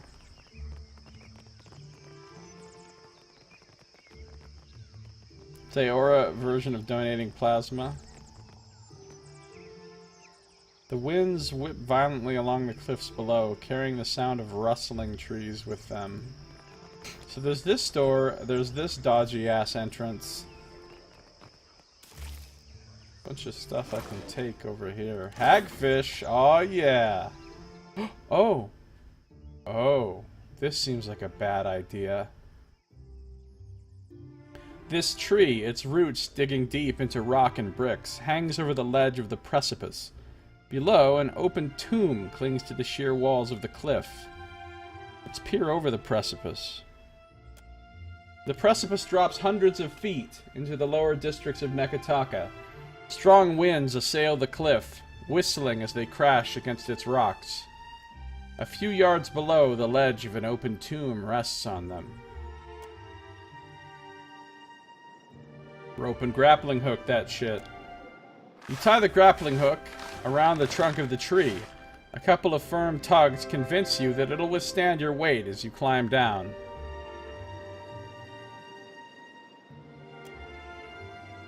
Your grappling hook, well secured around this tree. It doesn't look that well secured on the picture. It's literally just tied around this kind of not that thick branch right here. Also, look how far away the rope... What are we fucking like Nathan Drake or something? Are we leaping out there and grabbing onto it like some kind of fucking crazy acrobat daredevil maniac? What? Nothing about this looks safe at all. Perfectly safely secured. Don't you understand my character has a 3 dexterity? This is death right here. This is death. Alright. Let's descend. You grab your rope, planting your feet on the edge of the precipice, and begin your descent. Gusts of wind sway you from side to side, forcing you to tightly grip the rope. It digs into your skin with every move. Complete success. That's good. Ah, those extra points I put into athletics for people turned out to be worth it. Despite the effort, your group proves their excellent conditioning. Well, let's not, you know, jump to big terms here. Everyone manages to reach the tomb's opening without exertion.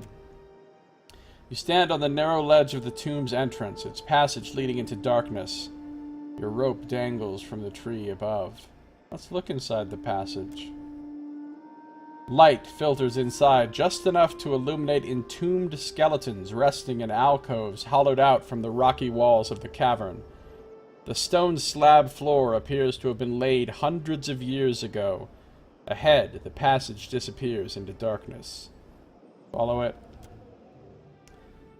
You follow the passage. The winds rage outside, yet the air of the tomb doesn't stir, stale and heavy. Steps carved on the rock descend deep into the mountain. You walk down the steps, every stride echoing through the cavernous passage.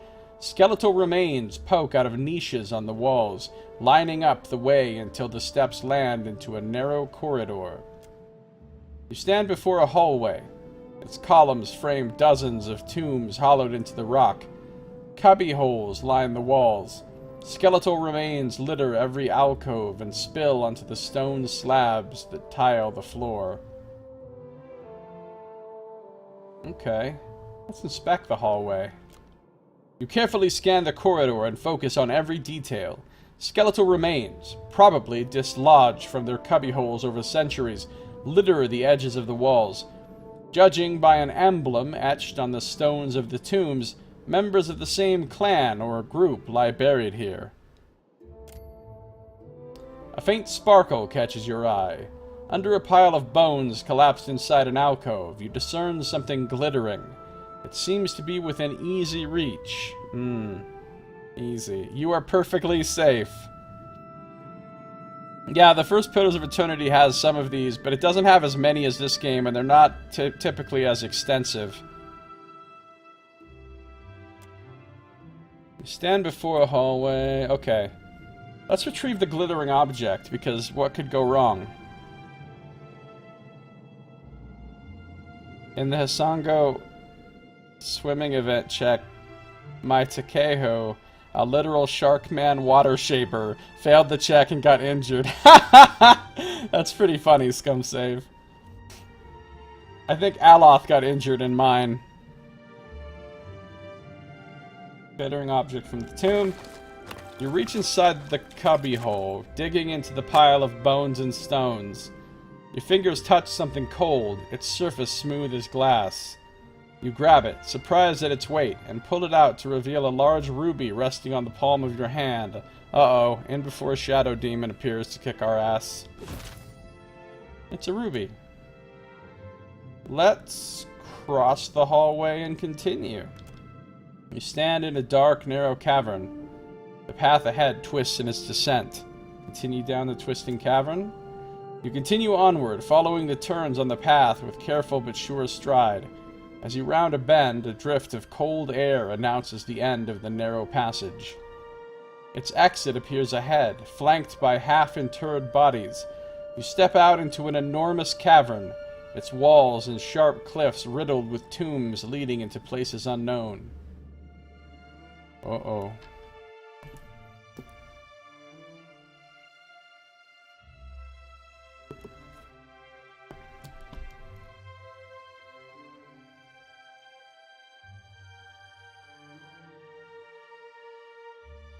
I'm sure this place is perfectly safe, though. Perfectly safe. I'm weirdly tired. I think I'll end the stream early tonight. I mean, not now. Not now, but earlier than I would normally go.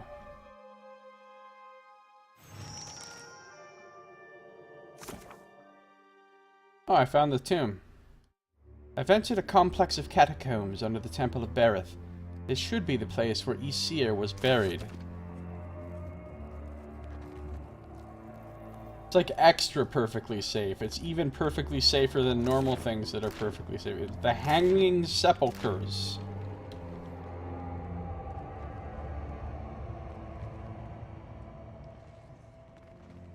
Oh, I see some skeletons. I see some skeletons. Gonna ringleader some skeletons. That's it. Just charmed 3 motherfuckers with one, and then they all immediately got killed.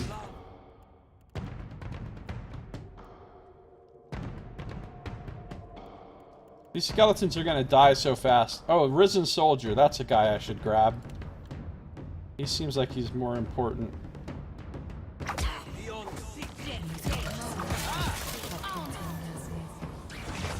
Now he's dominated. Alright, let's just start shooting fools. Risen Priest.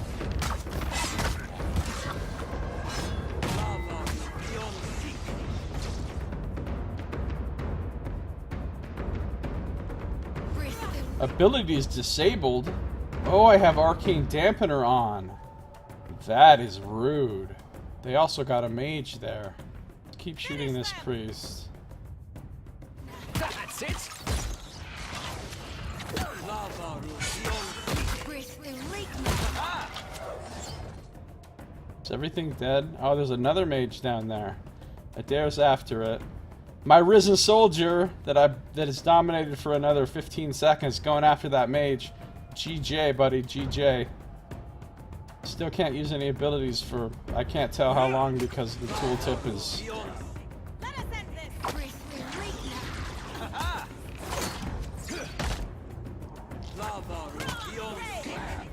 Apparently there's a risen armsman.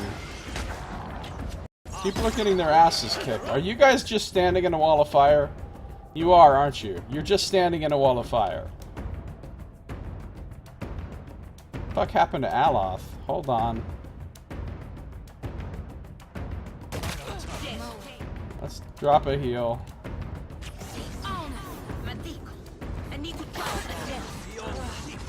Oh, what is happening to him? He's getting his shit reflected back at him. Wait, why did I take 1,000,000 points of damage? I did a Holy Radiance.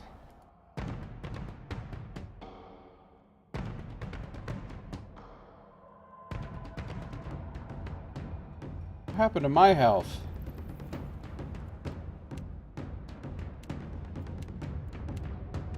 Why aren't these filters working?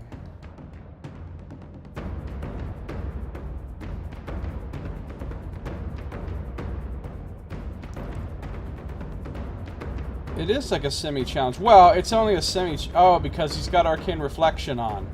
Okay, let's stop attacking him, guys. You. Oh, he already second-winded.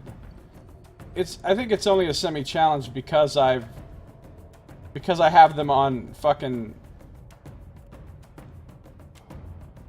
I have them on... What do you call it?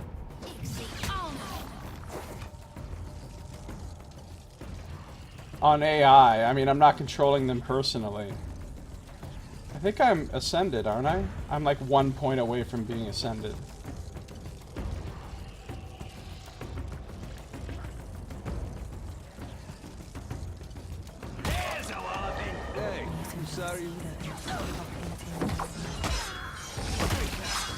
Alright, we dominated that dude.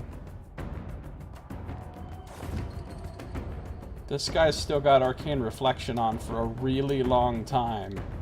So everybody don't cast spells on him. I wonder if that applies to things like... Well, of course it's going to apply. It's a spell. I wish I knew what Arcane Reflection actually did. Like, specifically. Well, okay, one thing I can do is cast buffs.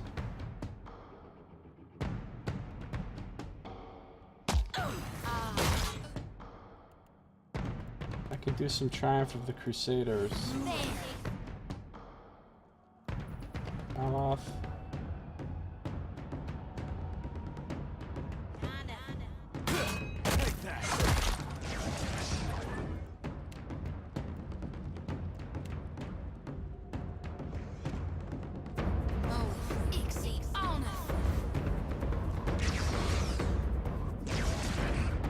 Alright, everybody go forth. Wait. Oh, that mage is already dead. We're... It's just this guy left.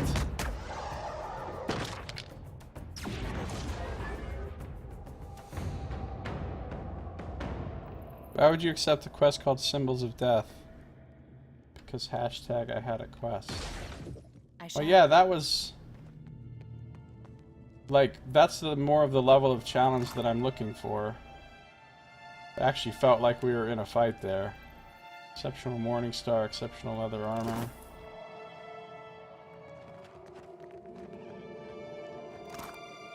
Those mages did some nonsense. Locking down my abilities.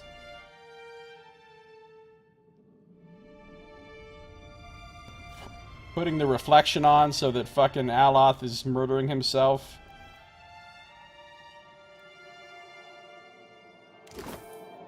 That was good. There's a lot of exceptional stuff. That's a lot of money I just got right there.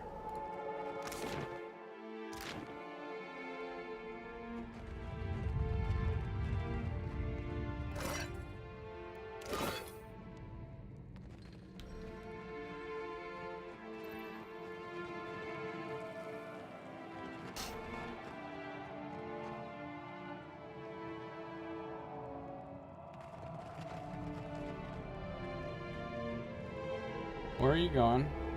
Do you need to run wherever the fuck you're running right now to look at this? Seriously? Don't do Temple of Elemental Evil pathfinding, please. No.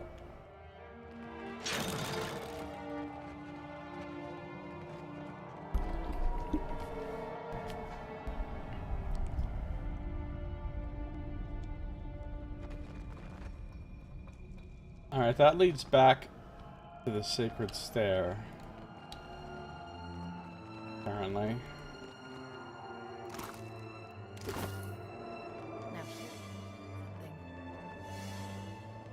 It's a trap. It's a Skullhead secret passage.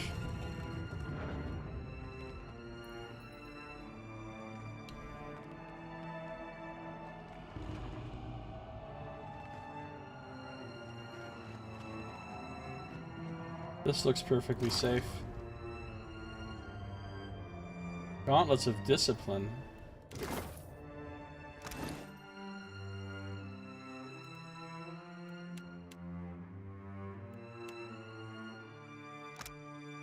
Holy shit. +2 max discipline? Okay, yeah, he's wearing those. Let's just make sure they actually work. Right now he's got 10 discipline. And now he's got 12 discipline. Alright, works as advertised. Hits to grazes, swordsman's bracers.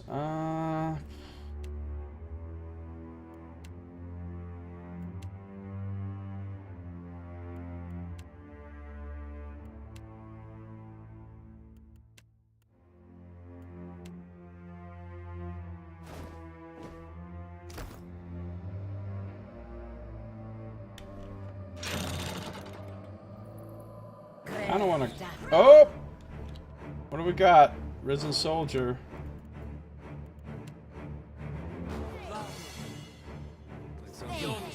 Not even close.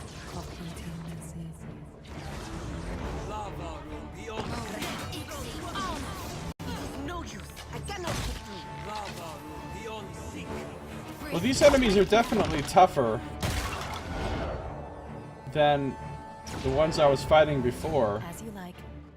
Partially, I'm sure, because I cheat moded up the difficulty, and partially because this quest area is probably a little bit higher level normally than the places I was before. Oh. I shall make it so. What? Yeah, disarm these traps. Sharp eyes and keen ears. As you like.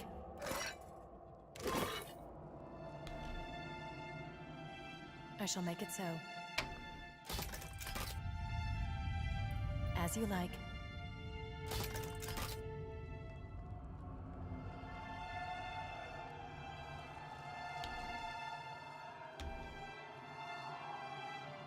Any more traps? I see one up ahead. Now here. Something. I shall make it. Storm Toxin. This sticky toxic resin thins immediately upon contact with flesh, seeping into a victim's skin, whereupon it triggers violent seizures and releases bursts of electric energy. This poison can be applied to any weapon. Wow. Lightning poison. That sounds scientific as fuck.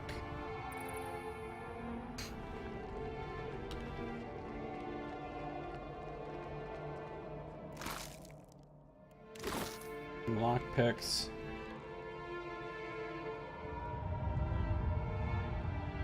I can get it to spill its secrets. There we are. You party wiped here twice at level 10? Yeah, well, we're level 13, so that makes a big difference. 3 levels is a pretty big difference in this. Oh. Indeed. I see you, Tripwire. I shall make it so.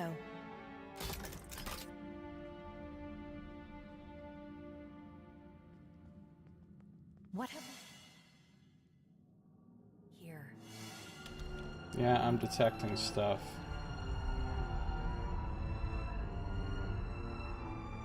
There's an armsman. Another trap over there.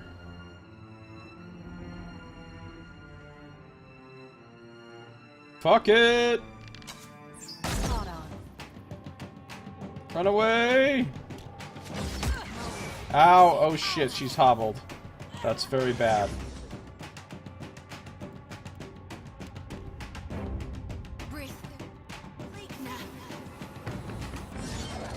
Well, are they coming? I thought maybe I could pull. Apparently not. Okay.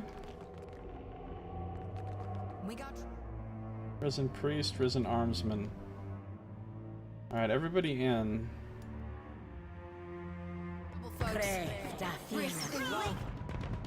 I don't see a mage, which is good. Let's go ahead and calm this priest down with a... Ooh, 47%. He's got a really good will. Well, let's see what happens. There's the mage.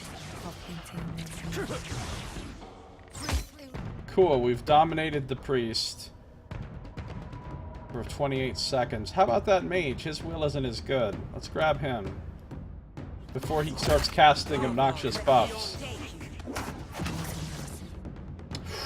Arcane Reflection, what is this gonna do? Well, I should find out by not casting it.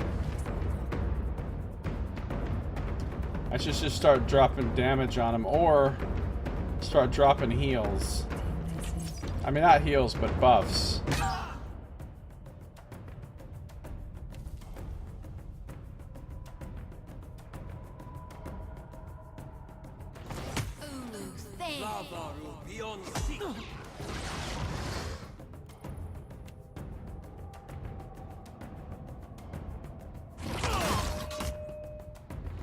Whoa, what just happened to me?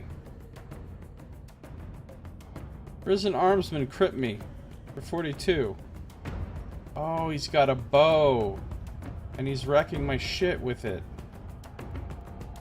Alright, she's about to heal me, so it's okay. Let me get this buff off, and then... Did I just get interrupted? Could I maybe ever cast this? Alright, cool, that's done. Adara's getting destroyed. Please, Adara, don't stand in the fucking...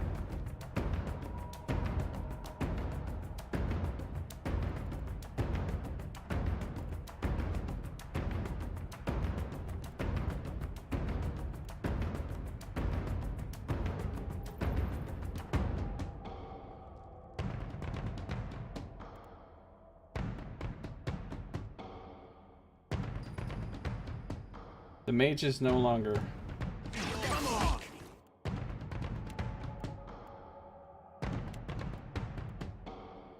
The priest is no longer dominated. The mage... Oh, he just put another arcane reflection up for the next 80,000 seconds.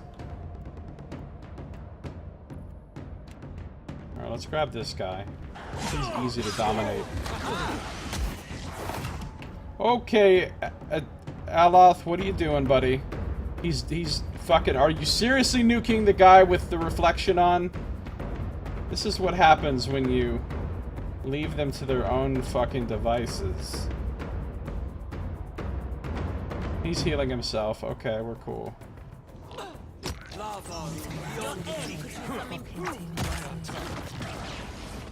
I don't like what's happening here.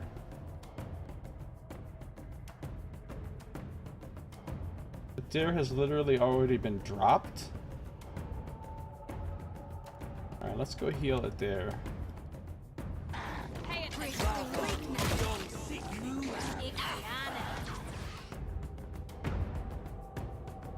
Kill this fucking priest.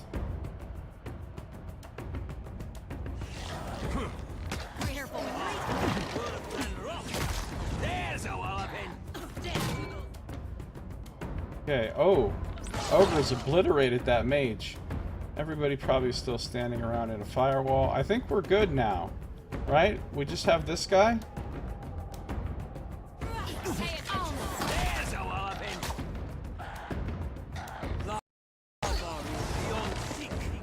So did Adair literally get dropped somehow? Because he actually took a wound.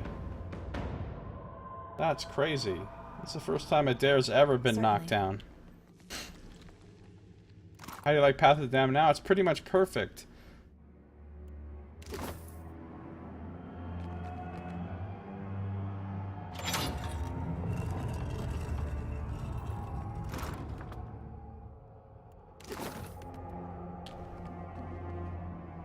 As you like.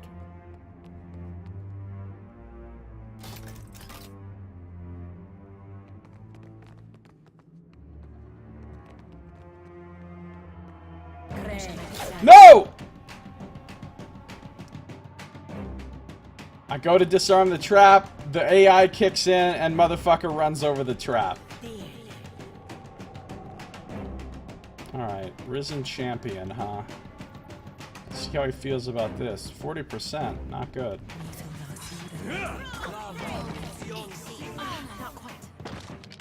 Did I miss? I never miss. Well, apparently I do. Whatever, let's just use Silent Scream on him.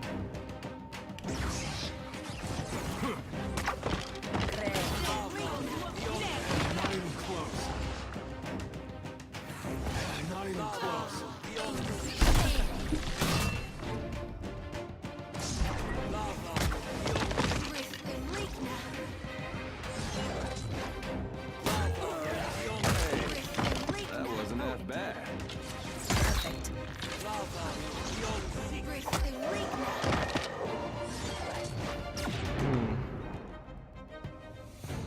I shall.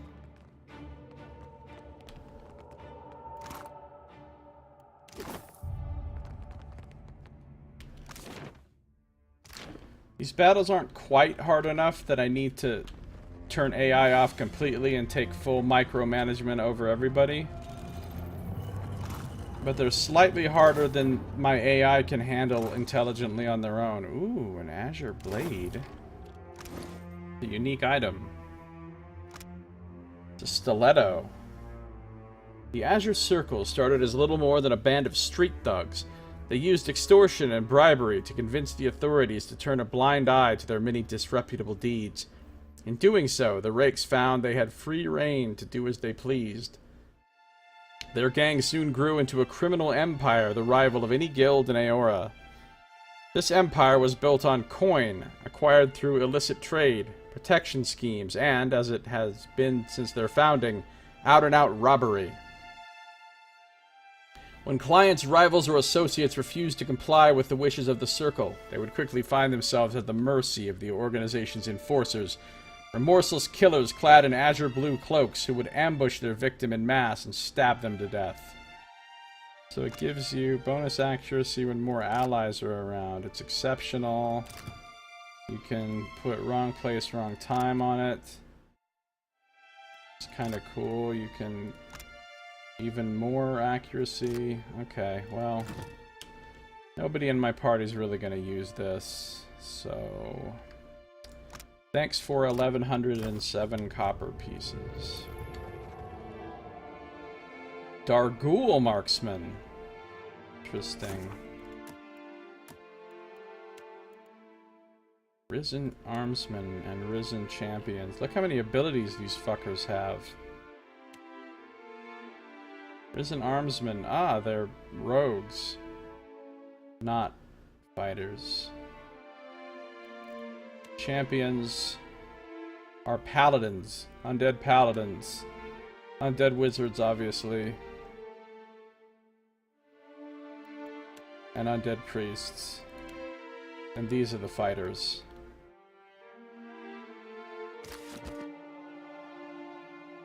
Alright, hold on. Back that ass up.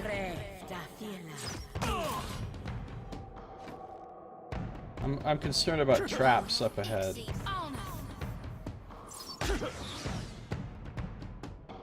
Oh, you know what? Fuck it. There's no traps. Get him.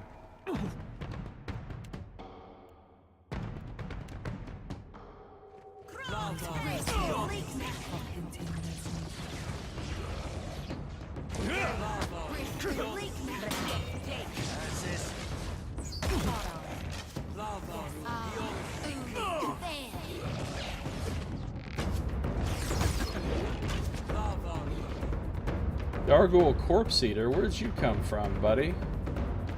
Oh, I'm ascended.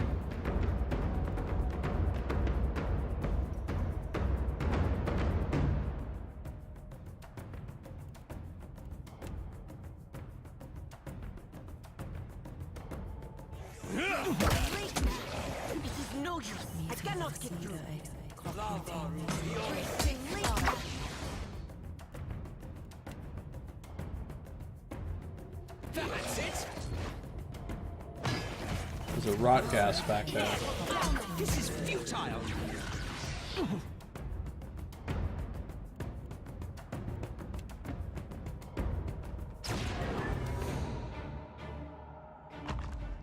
Trouble.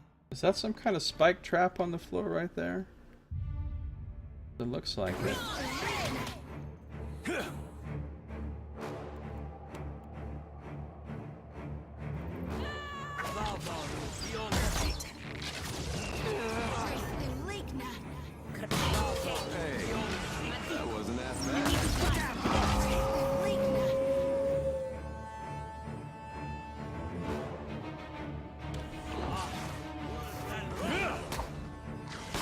Shade.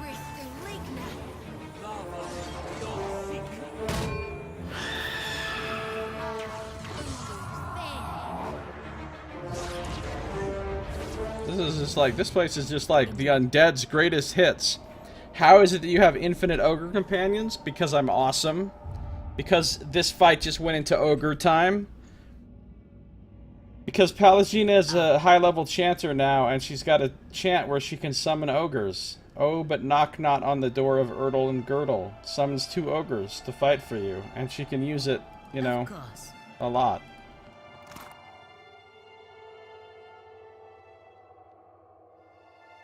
Superb warbow.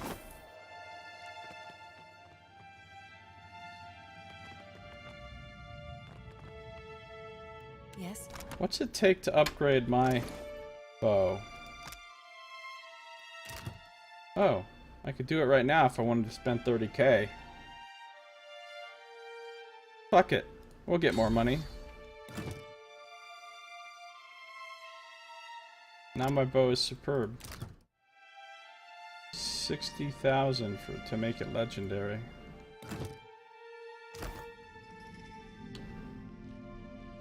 A robed figure holding a lantern features prominently among the etchings that adorn this sarcophagus.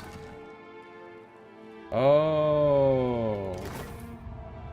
Eulogy to Ysir the Vigil. 2587 AI to 2619 AI. As blood seeps from a wound so deep, and death croons about this sepulchre, let silence fall in final warden to betake my priest until Bereth's dark maw. After many a battle, when my mace had failed him, now abind his wounds, and can watch only while he dies. Feydwin, Lady of Vigils. Well, there's a lot of nonsense in this, but, well, basically what it means is, dude is dead. That's what I'm gleaning from this. Guy's dead. He's dead. Which I already knew before, so... I don't... did I learn something from this? Allegedly? I've read part of the eulogy to Ysir. His champion, Feydwin, the Lady of Vigils, rode to battle wielding a mace. Thank you for translating to fucking English. Obsidian Spalls. The upgraded version of Obsidian Flake.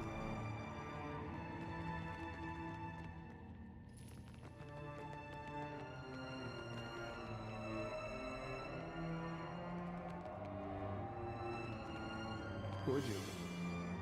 That. Oh, as you like. Disarm that. Certainly. A leaf and a torch.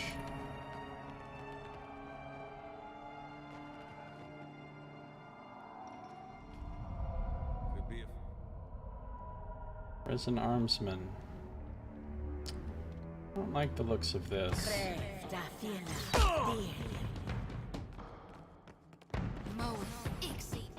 Now he's bleeding.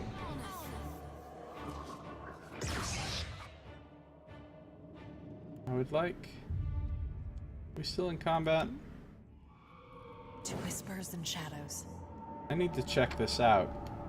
I don't like us running over traps. It, like, really upsets me. Oh, that's how he got an injury. He didn't get dropped. I was like, how did he get dropped? And I didn't even notice. He didn't get dropped. He got an injury from that stupid trap that he ran over like an idiot. Because the AI instantly made him dash forward as soon as I started to disarm that trap. I don't see any more traps here. Well, I know better than to shoot this guy and run, because then he's just going to shoot and hobble me. But if there's no,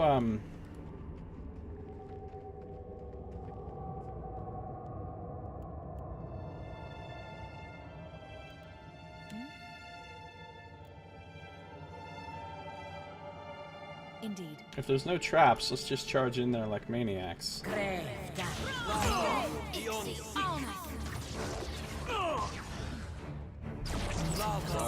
Ogres! This fight just went into ogre time!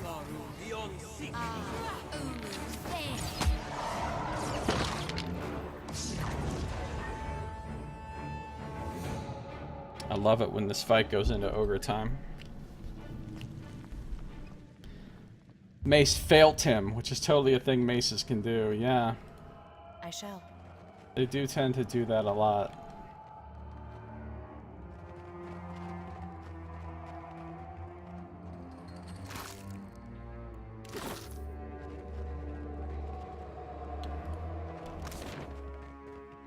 Hanging Sepulchres is the first serious seeming dungeon we've been to. Of course, this is the first dungeon I've been to with Path of the Damned on, but the other fights I've done with Path of the Damned all seemed really easy.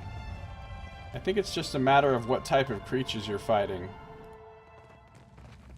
If you've got like multiple spellcasters and monsters with a lot of abilities, definitely makes things more dangerous than if it's just a bunch of melee mobs.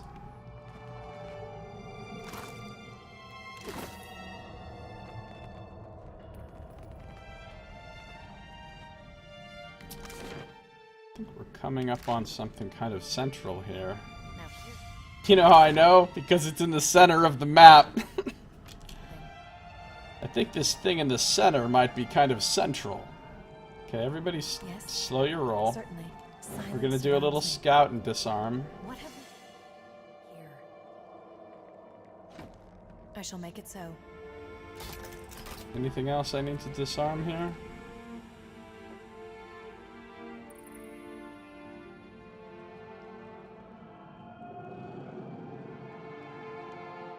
This is the way that we were before. This is probably the way leading back to the other way to get in here.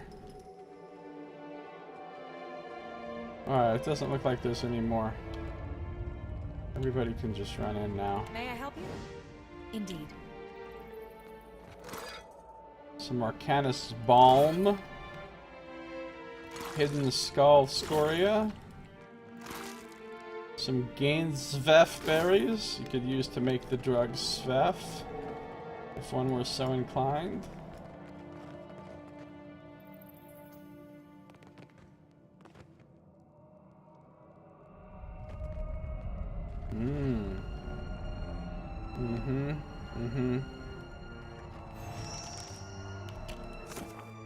A massive door, flanked by two skeletons clad in ceremonial armor, bars passage into an ancient chamber inside the Hanging Sepulchres. Alright, have we fully explored?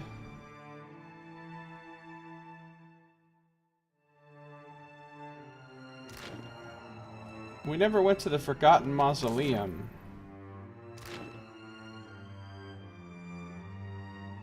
I want to see where this leads exactly. Because I kind of think I know, but I could be mistaken.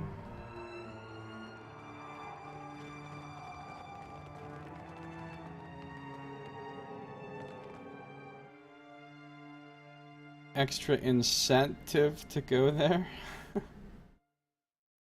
Is that skeleton wearing purple VR goggles?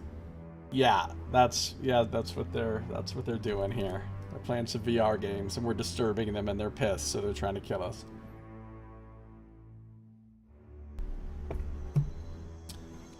I see. Well, if that's where that leads...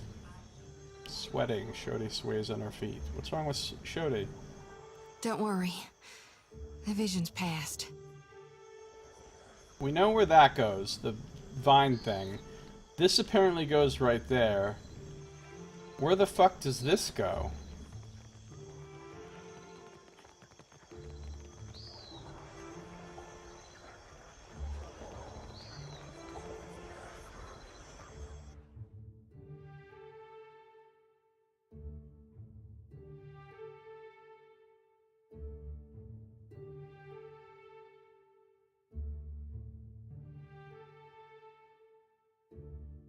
Serpent, how you doing? Welcome. Translating from flavor to quest relevant, yes. Oh, shit. This is a whole other big temple map. Cool. Well, let's check this out. Wait a minute. There's like people in here that are actual people. This one's particularly sallow-skinned. Yes, and has an enlarged liver. Wish you a good turn of the wheel, ma'am. This body's ready for the herbs. Alright.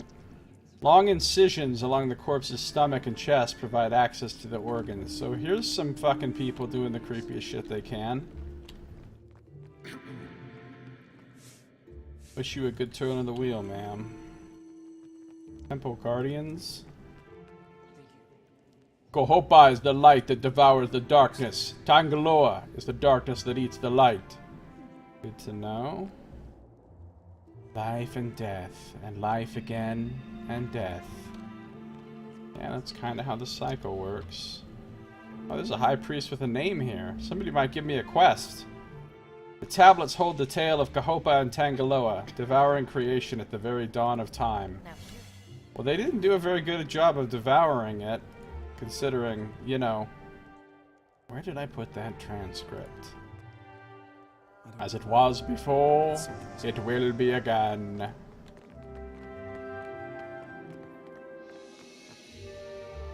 This is a chanter. Kohopa guides you in the darkness! Jubilation! Don't think I know what you are. You're a fucking bard. You're a spoony death cult bard. Alright, let's talk to the High Priest. An ailing Amawa priest regards your approach with curiosity. He coughs into a sleeve stained with a spatter of silvery flecks. Come closer to the altar. Come inside. The temple welcomes all to worship, most especially you. The priest peers knowingly at the center of your chest, lips curving an ardent smile. Hands trembling, he touches the length of chain around his neck. I ask only for no talking. Not until we pay our respects to Berith, to Rikuhu. Let us pray. He bows his head.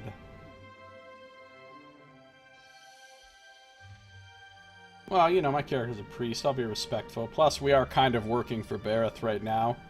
Down my head. Deity of life and death, the endless devourer who encompasses all existence, hear this prayer, this voice chiming.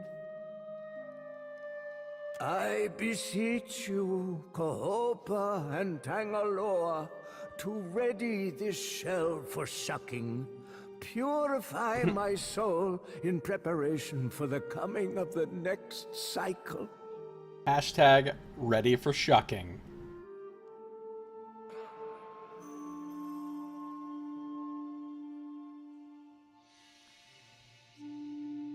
Just trying to think of more shucking jokes right now, actually, but I got nothing.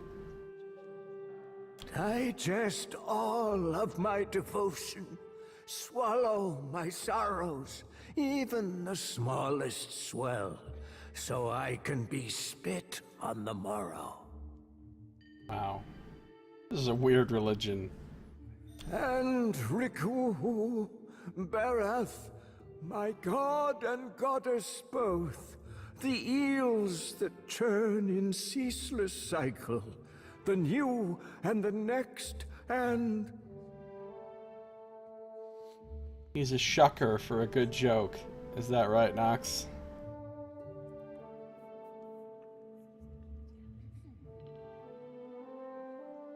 Well, should I finish the prayer with my priestliness, or should I just...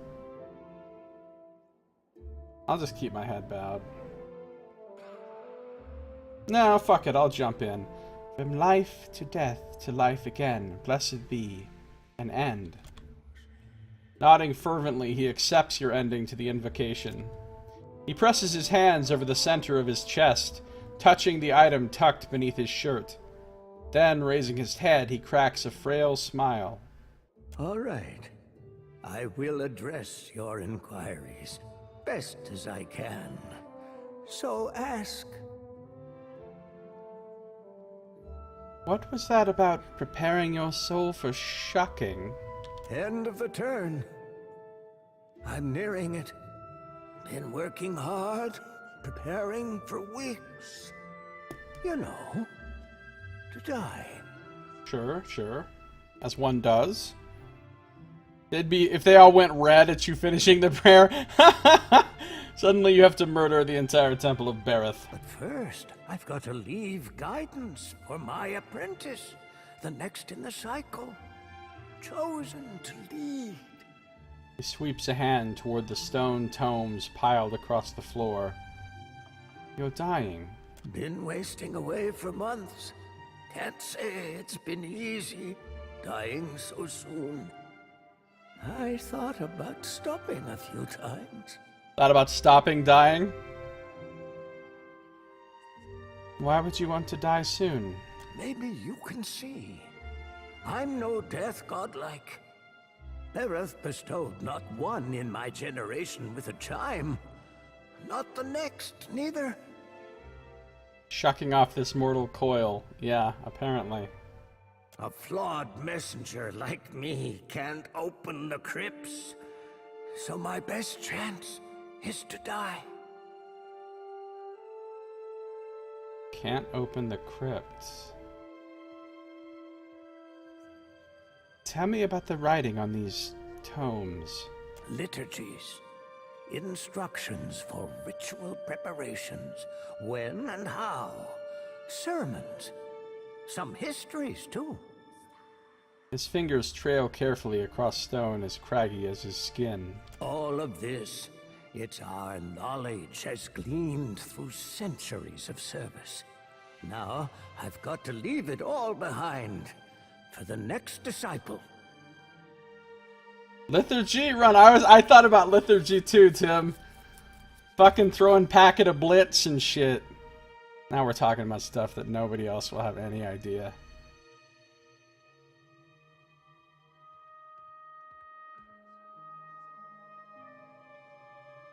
Impressive altar. What else can this temple boast? Under the temple, carved in the mountain's caverns, lies an extraordinary maze of catacombs. So I've read. Yeah, it's full of obstreperous undead. They're the hanging sepulchres, burial place for ancient Wana chieftains. The bodies are protected by Barath's best, roaming, always. Plus, the ways sealed by the deity itself. His words catch in his throat, and he curves forward in a spine-racking fit. Is this like a, let me tell you how to open this special door. First you must... and then he dies. Right? Like, is there one of those things? He curves forward in a spine-racking fit, hacking until he's flush-faced. Fumbling a goat-skinned flask to his lips, he drinks until minnow silver liquid dribbles over and slicks his chin. Better. He wheezes, wiping a palm over his chin. The timing's getting tighter. And there is one thing before the end. Something only one touched by Bereth can do.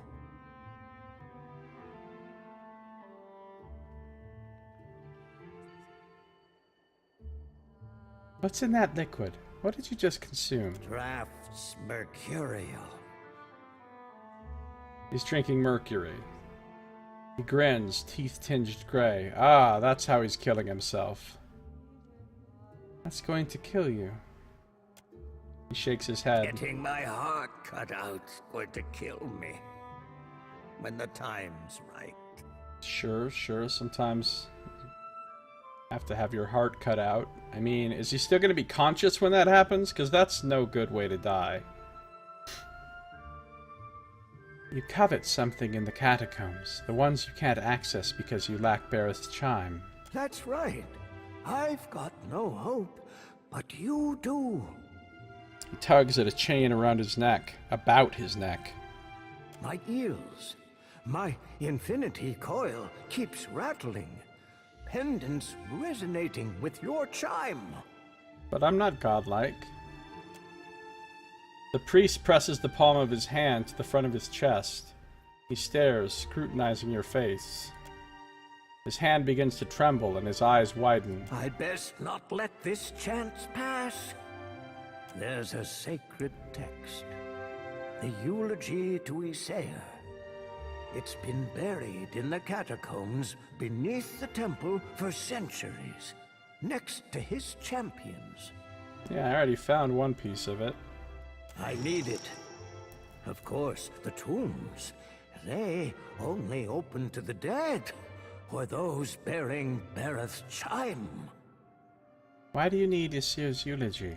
It never was added to the tomes, but it holds the final clues for my death. It's my best chance. Okay, guy. I prayed for decades, night to day and night again. Now, here you are, just in time. Means Bereth sent you to see to my success. He did give us another quest for down there. I have some questions about Isir and the catacombs beneath this temple. I'll tell you what I can. What's the story with Isir? I heard something about a failed mace. He's no Juana, nor a death godlike neither, but he was a high priest of Bereth.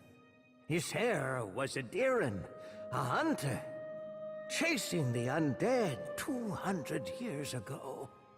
Read somewhere, one tome, he sailed to the Deadfire for a weapon, abhorrent to Bereth. Said the blade held a power most fearful. The priest's face flushes with fervence. His voice rises in volume as he speaks until his breath catches and he doubles over into a hacking fit. Isir fought hard for it. Won the blade, but suffered grievous wounds. Bereth kept him alive till he could make it to the temple's catacombs. His champions were the ones who wrote his eulogy. Later, they were buried in the sepulchres too. Was Isir buried with the weapon he took from Lucia Riven? Don't know. Did hear he was slain with a coveted blade. The S-talk was an affront to Bereth. That I did read.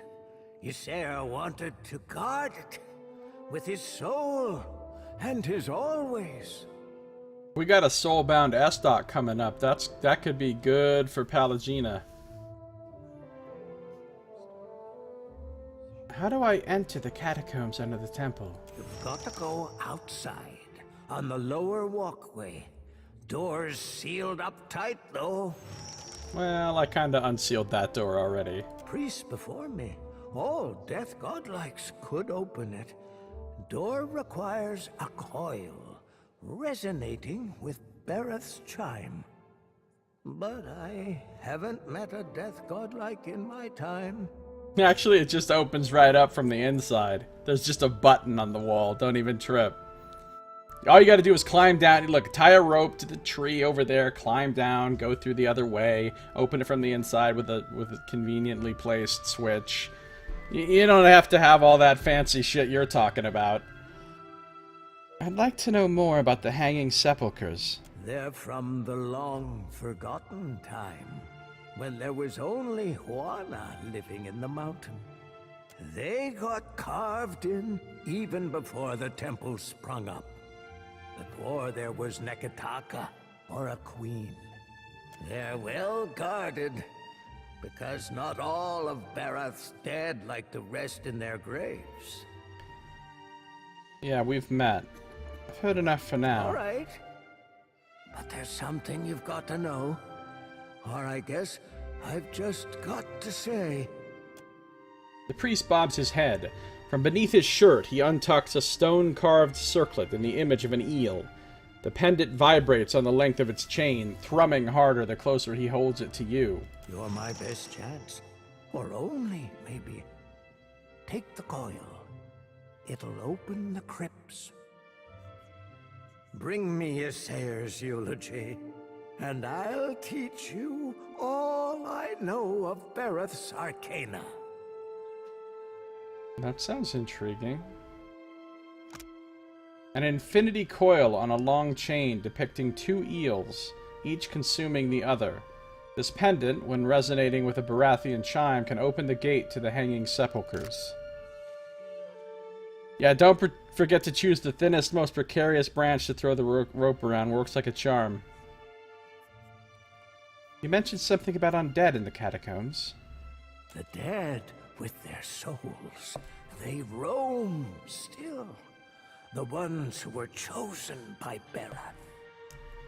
Not everyone's born so blessed. Sometimes, instead, you've got to die for it. That doesn't sound like much of a blessing. So you've got two choices. Choice one, your soul moves on to the cycle and you get reincarnated into a new life. Choice two, you get permanently bound to a rotted corpse and have to sit around for eternity in a pitch-dark, dusty, disgusting tomb underground, doing nothing, until maybe someday somebody comes in there and then you can try to kill them. Yeah, that sounds great. Put me on that career track. This is a temple to Barath, right? So who's Rakuhu, Kahopa, and Tangaloa? Well, I already know, but... The same. Your word, Barath. Our word, Rikuhu. We worship the twinned eel. The cyclic connection of the overworld and the underworld. Life and death. Life is Kahopa, and Tangaloa is death. Born starving, they devoured all living things, swelling larger each. They don't sound very nice. When they'd swallowed all of existence, they tried to eat each other next. Now all things pass through their entrails. The end of one enters the mouth of the next. That's fucking from gross. The underworld to the overworld and back. Again and again. So everything is just fucking eel shit. Moving in an endless ass-to-mouth cycle. Look, you're worshipping the god of gluttony. Your god is just about eating. Endless eating. Alright, farewell. Kasu, High Priest of Barath, wants to recover a sacred text, the Eulogy of Aesir. The eulogy rests in the catacombs under the Sacred Stair. A place where only those marked by Barath may enter, or those who have a rope. Kasu said that the Eulogy of Aesir was etched onto stone tablets that now rest in the Hanging Sepulchres, a complex of catacombs carved under the Sacred Stair. I can find the main entrance to the Hanging Sepulchres right outside the Temple of Barath on the lower walkway. And in each sepulchre, Pokratudo become the putrid. It's that wealth that I'm pursuing. No mountain too steep or dungeon too deep to send expendable marks up to the top of the peak or beneath. Only those bearing the mark of Bereth, only those bearing the mark of Bereth may use the eel's coil, a symbol of the goddess, to enter the tombs under the temple. I've acquired the eel's coil. Woo!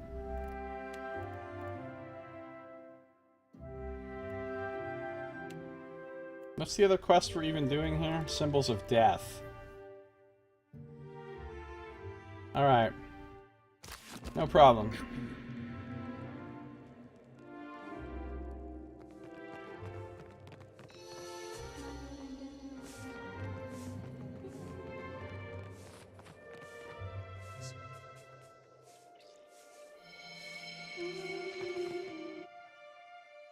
Undead in catacombs? That's unheard of.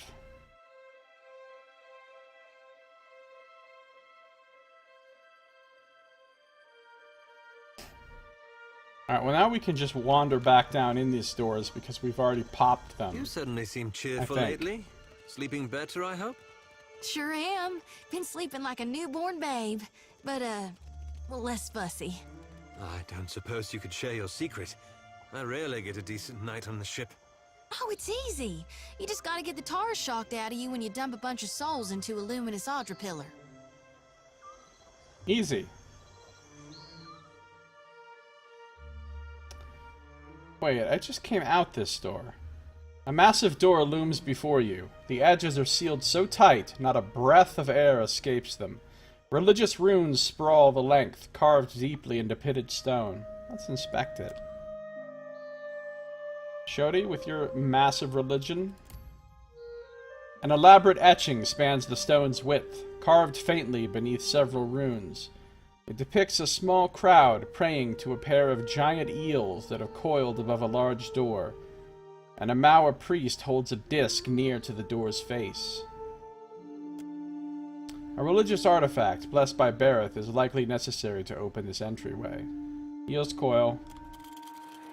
As the eel's coil nears the door, the stone-carved circlet rattles in your hand. Wisps of your soul essence encircle the coil, then reach outward. The tendrils curl toward the door, touching it, soaking it in a purple glow. A murmur like Bereth's own welcome whispers up from under your feet. The door begins to slide open, grinding down into the ground.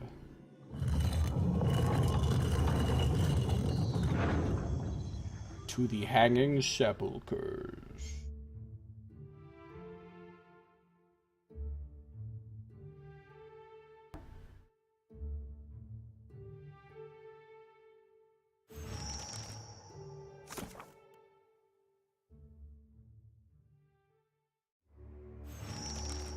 Finding these tombs will be the first step.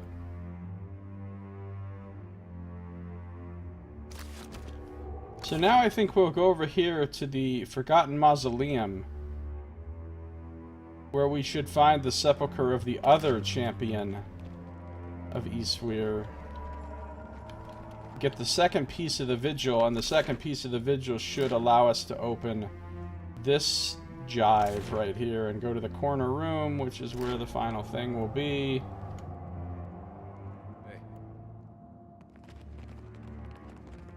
Forgotten Mausoleum. Mausoleum. It's a type of flooring. Like linoleum.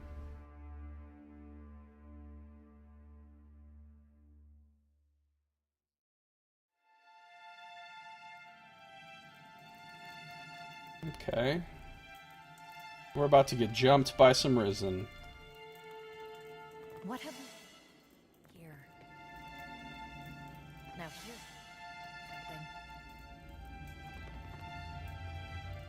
Then. As what have we? Okay, quit discovering shit for fuck's sake.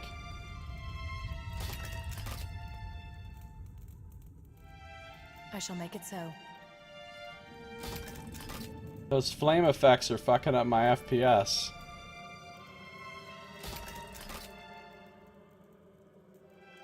An armored figure standing under a gate features prominently among the etchings that adorn this sarcophagus. Certainly.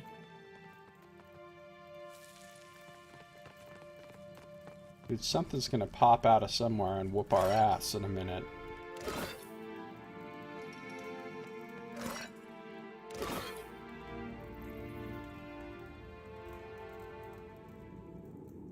How do you even access that little... Oh! Effigy's husk. This probably has to do with scan. We got some cool armor. Yeah, it's scan shit. An effigy of scan is only brought into being by those who are so oppressed they are willing to perform horrific, unspeakable acts to strike down their persecutors. No, we swear those are only decorative alcoves. Yeah, decorative skeletons in armor with decorative weapons and decorative flames in their eye sockets and decorative spells they're decoratively casting at you as you decoratively die. The ritual requires a willing worshipper to submit to disfigurement, mutilation, and certain death. If the offering is accepted, Scan manifests in the supplicant, transforming them into an unstoppable avatar of the god's will, and sets out to brutally slay the oppressors of the faithful. When the monster's bloodlust is sated, the effigy literally falls apart, its task fulfilled. The remains of the creature are understandably avoided. They rot slowly, as even scavengers and vermin seem wary of touching such a carcass. It seems some daring or deranged tailor was not so discouraged. The stitching of this garment is rough but serviceable, and the mismatched patches of flesh have been treated with preserving oils. The macabre robe has the unmistakable stink of freshly tanned hide. That is gross. That is so gross. Alright, so it's a robe, no recovery time penalty, with an armor of 6, even more armor against slash, and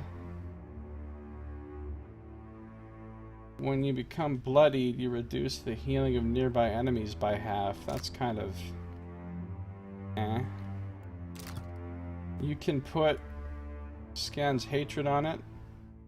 Hostile only raw damage AoE on unconscious. Okay, that's pretty nice. Eyes of Blackstone. Immune to perception afflictions is pretty cool. You can't become distracted, disoriented, or blinded. Chance to attack enemy with random affliction when critically hit in melee. Immune to might afflictions. That seems like something...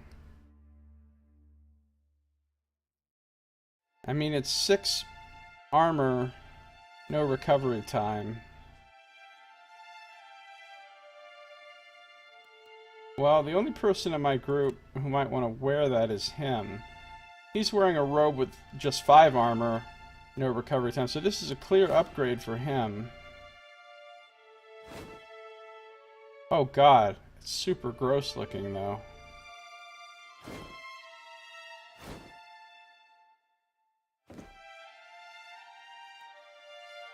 Super gross.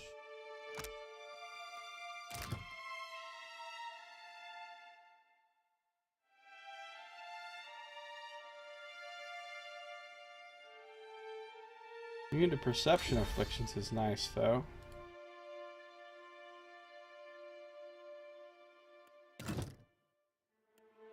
Well, Aloth, you've got a disgusting-looking fucking scepter and a disgusting-looking robe now. Congratulations. It puts the lotion on its skin. It halves your healing, though? No, it doesn't halve your healing. It halves the healing of nearby enemies.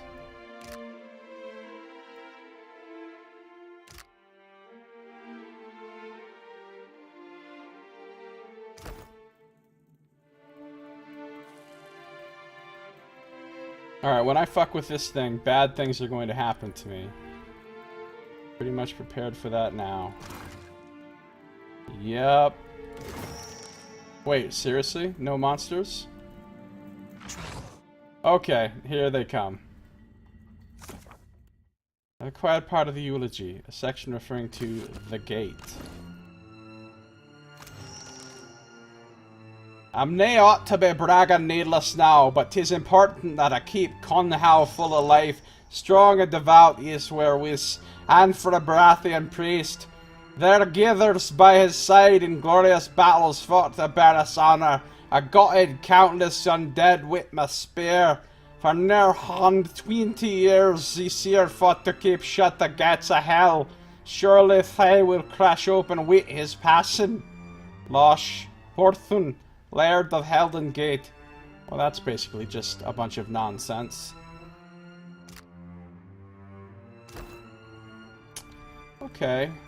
Good. We've got a Risen Mage. Look, those Risen Mages are a straight pain in the ass. See if I can dominate it right out the gate.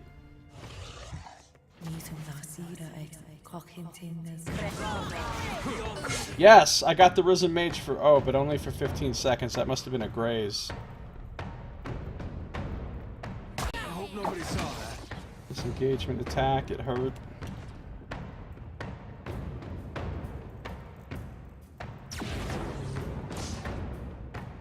Ogres are being summoned.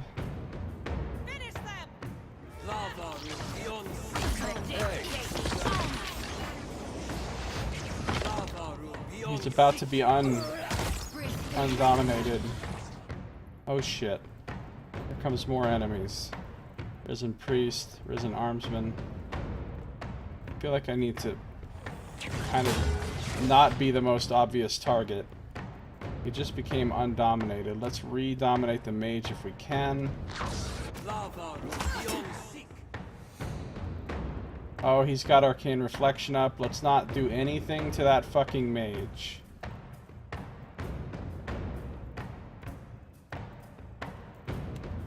See if we can get this Armsman on our team.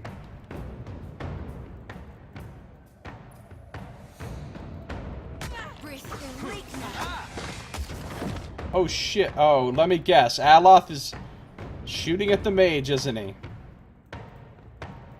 God damn it. There's all these targets and you gotta pick the one that will reflect your shit back at you. You make me so unhappy sometimes, Aloth. Well, I only dominated this guy for 12.8. Not great.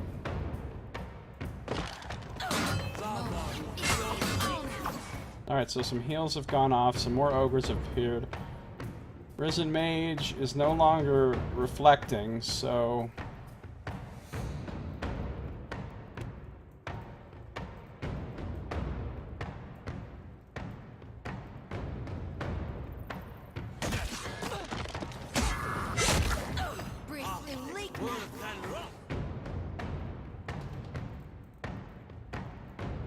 Where's Pallegina? Really hard to see where your people are. Because when I hold down tab, it shows the names of all the enemies, but it doesn't show the names of my people. She's in there somewhere. There she is.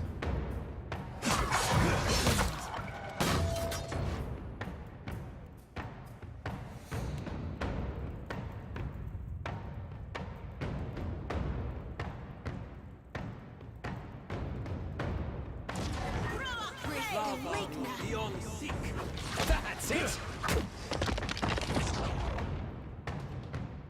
Alright, the mage is dead, so I think we're fine.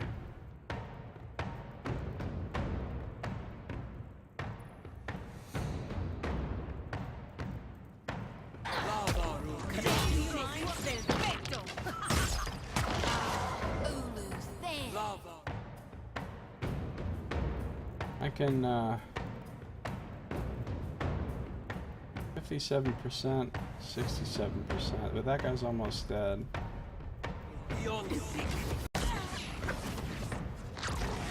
He's shooting me.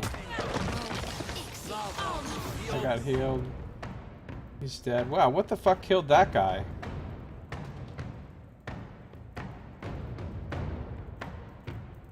He got destroyed. Aloth fucking Necrotic Lance crit him for 122. Nice, Aloth. Alright, well this fight's over. This fight just went into ogre time again.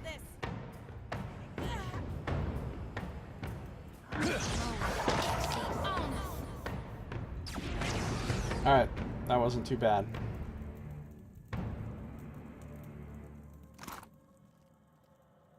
Every fucking time those wizards put that reflect shield up, and immediately Aloth has to fucking shoot some damaging ass shit at them.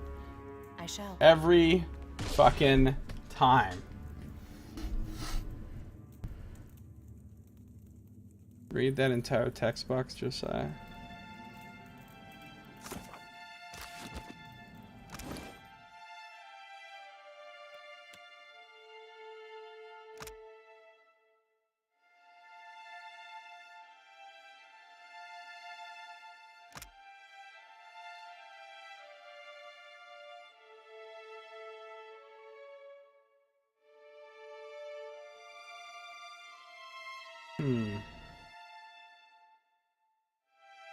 I'm not sure if that means that, though. I think it means that the aura goes out from the self, and it's an aura. Because if you read the actual text here, it says it reduces the healing of nearby enemies. I don't think it does reduce his healing by half, though, because when we were healing him in that fight, he was getting full heals. Apparently, I mean, he got massively healed up each time he got healed, so I don't know. It's possible that it does that, but it doesn't seem like it to me. Man, this room. Apparently 4 flame effects. FPS killer. Alright, well anyway, I got the piece of the eulogy I need. Let's go.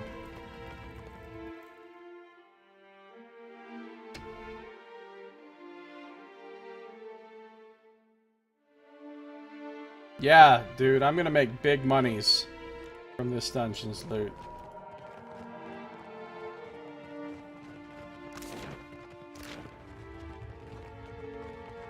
I wonder what the final fight's gonna be like. Expecting it to be tough. Alright, quick save.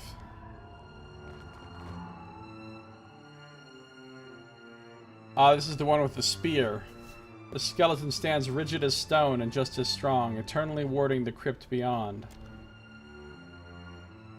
The skeleton's chest is bowed outward from pride. Its stout-boned hands clutch the haft of a heavily adorned but battle-worn spear.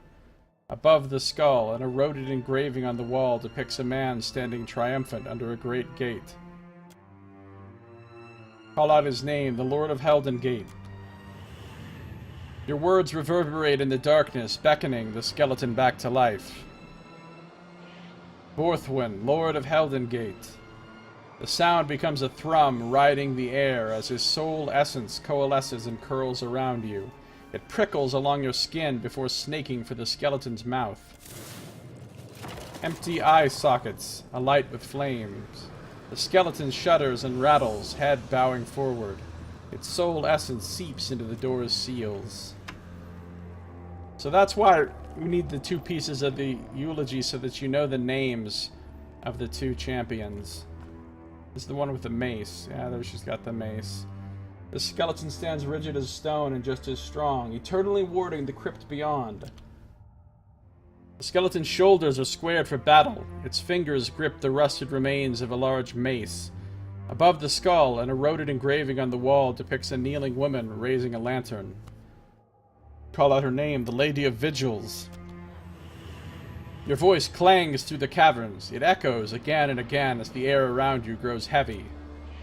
Theodwyn. A toll, a death knell. Theodwyn, Lady of Vigils. A dark essence plumes up, coalescing into the air. Then it curls, sifting slowly into the skeleton's mouth. Empty eye sockets alight with flames. The skeleton shudders and rattles, head bowing forward. Its soul essence seeps into the door's seals. Oh. Oh. Oh. Uh-oh. Uh-oh. He looks big and bad. We got us a boss. The towering skeleton straightens his spine, and the sound of his bones shifting rattles around the cavern. A gilded sword rests strapped to his back, and in his hand he grips a massive flail with a heavy skull for a striking head. Watcher. Twin fires flicker in the pits of his blackened eye sockets, burning with a deadly intent.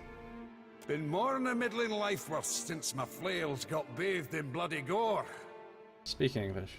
Long and last. Is a right fine pleasure jawing with someone who cons proper prose. Same to you, my noble sir. 'Tis rare and seendal for a kinsman to cross my brood these undead days. What's a bra happening?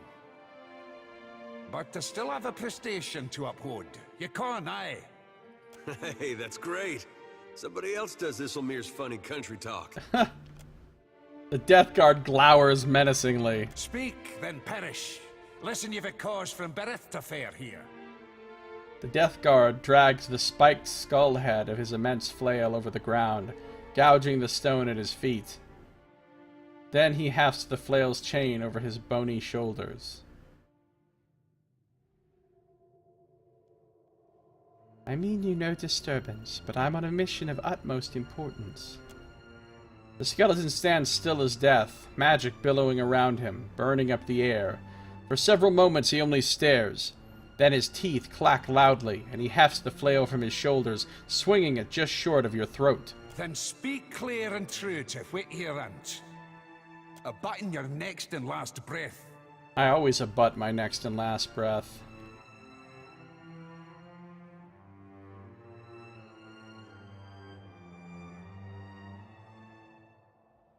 I am not here for that which you protect, Death Guard of Berith. You're learned in the Barathian rites. You know how I serve my duty even in death.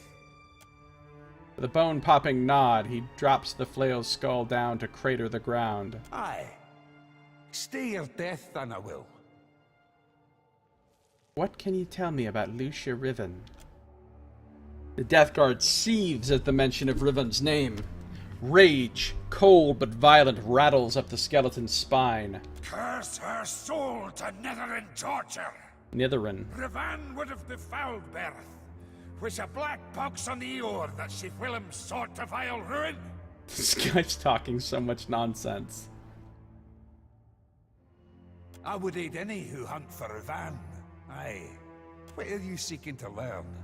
Who was she? Rivan was a Darkotsi paladin. She defied Berith, wielded a weapon nae meant for the hands of mortals. I hunted for Rivan and the sword from Valia to the Deadfire. Hinderly caught her, slew her, and took Berith's weapon for warding. But Rivan wouldn't keep dead. From sheer will and faith, she riz a monster, able to breed an army of undead. Turned Death Guard, Rivan sailed with her undead army in her foulsome Fonferus. Meaning iron strength, the Fonferus is the Grand Valian galleon that Darkotsi paladin Lucia Rivan used to flee the burning palace when charged to protect the royal family's sword.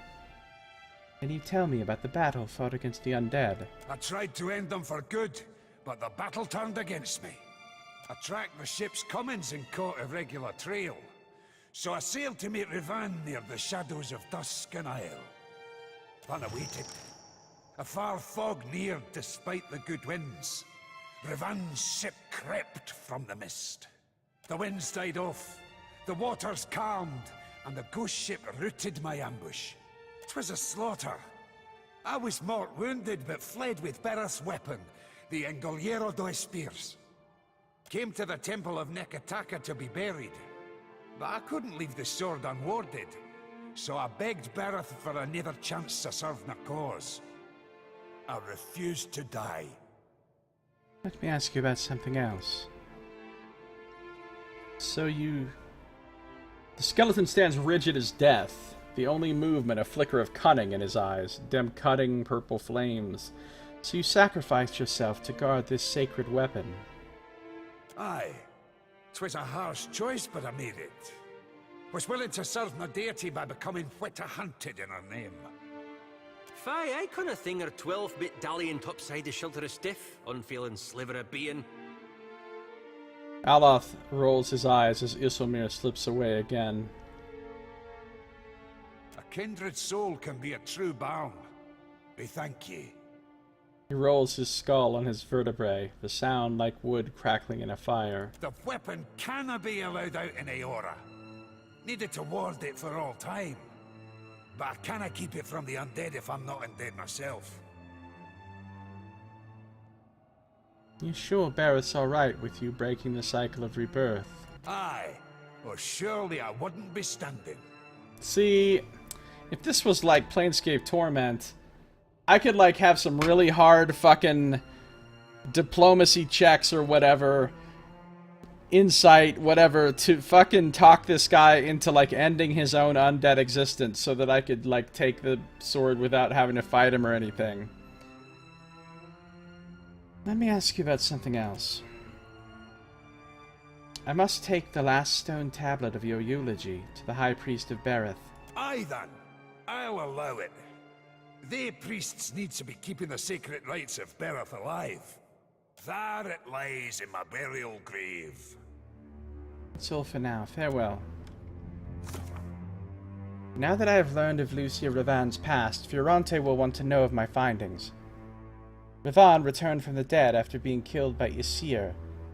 Baratheon tracked the Fonferus, losing the ensuing fight at the Battle of Duskan Isle.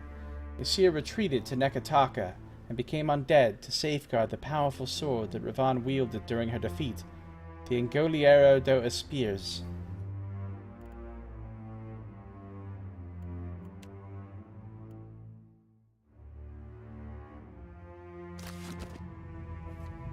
He looks like a badass. Does he care if I take these things? Apparently not.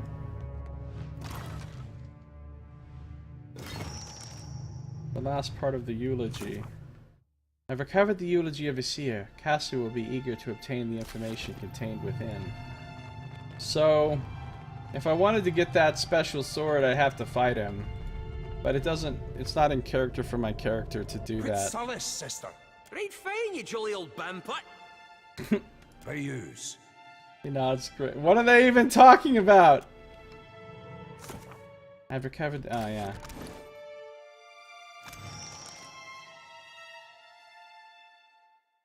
"'Tis 'twas on, such pen cannot be fathomed. Wolf's teeth gnaw the tail my ribs, burn in favour this devourer in flames. A troth to vow nae cannon be broken to Bereth, to slay the undead haunted raven, far to near, to deepen the Deadfire, rekeevered the sword of souls. I should ha' killed Raven in battle at Duskan Isle as I killed her heir, but instead we struck Sidlings. Forget the carriage to the temple, sepulchres are here in sight, ended lying in the grave, captive to the pallid night. Now I canna keep a grip on the sword, it towels and 'twill be taken if I na die. Wielded as a wound, hurt some caw again, Bereth. I canna die in fail ye. Will na die, will na die, will na die. Heave to see Ravan suffer, heave toward Bereth's sacred weapon. Aye, wise, easier. Man, this guy really, like, needed to hire a translator. Okay, sure. Basically reading this guy's crazy undead live journal. Alright, we're done here. We're done here. Let's go back up.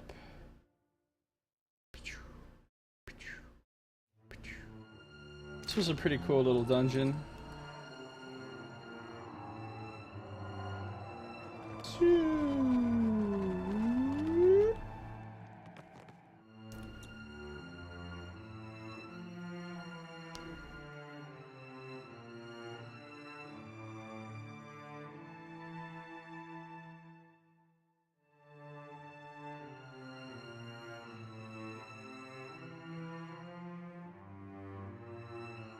Knack Macfigo from Discworld.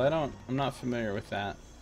I mean, I know what Discworld is, but I've never read any of those books.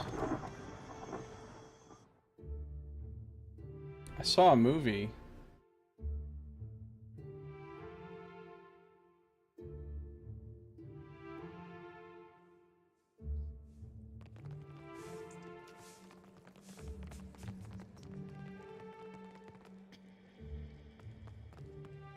Coming along well, is it?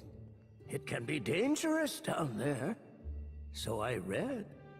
I never went yet. But I will, after I die.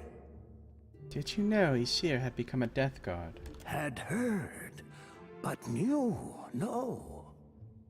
Is it true? Aesir is a death god. So, under the right duress, it can be done. Are you sure duress is what it takes? How better to beseech Bereth for such an honor, if not through throes of a sacrificial death?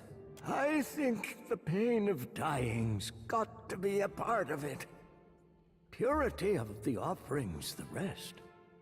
You want to become a death god. That's why you're preparing a ritual to kill yourself. Yes. The fate that awaits me. Then I will walk within the catacombs beneath the temple. Finally, I'll be one of Bereth's chosen, blessed for always. I don't think you realize how much it's going to suck. Tiverus? It would be funny if it were not so pathetic.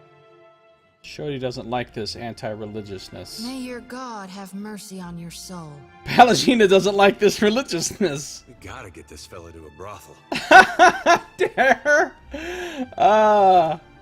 He blinks wide eyes back at you. Why do this? Surely you're more valuable to Bereth alive and leading the flock. Value and worth are not the same, no.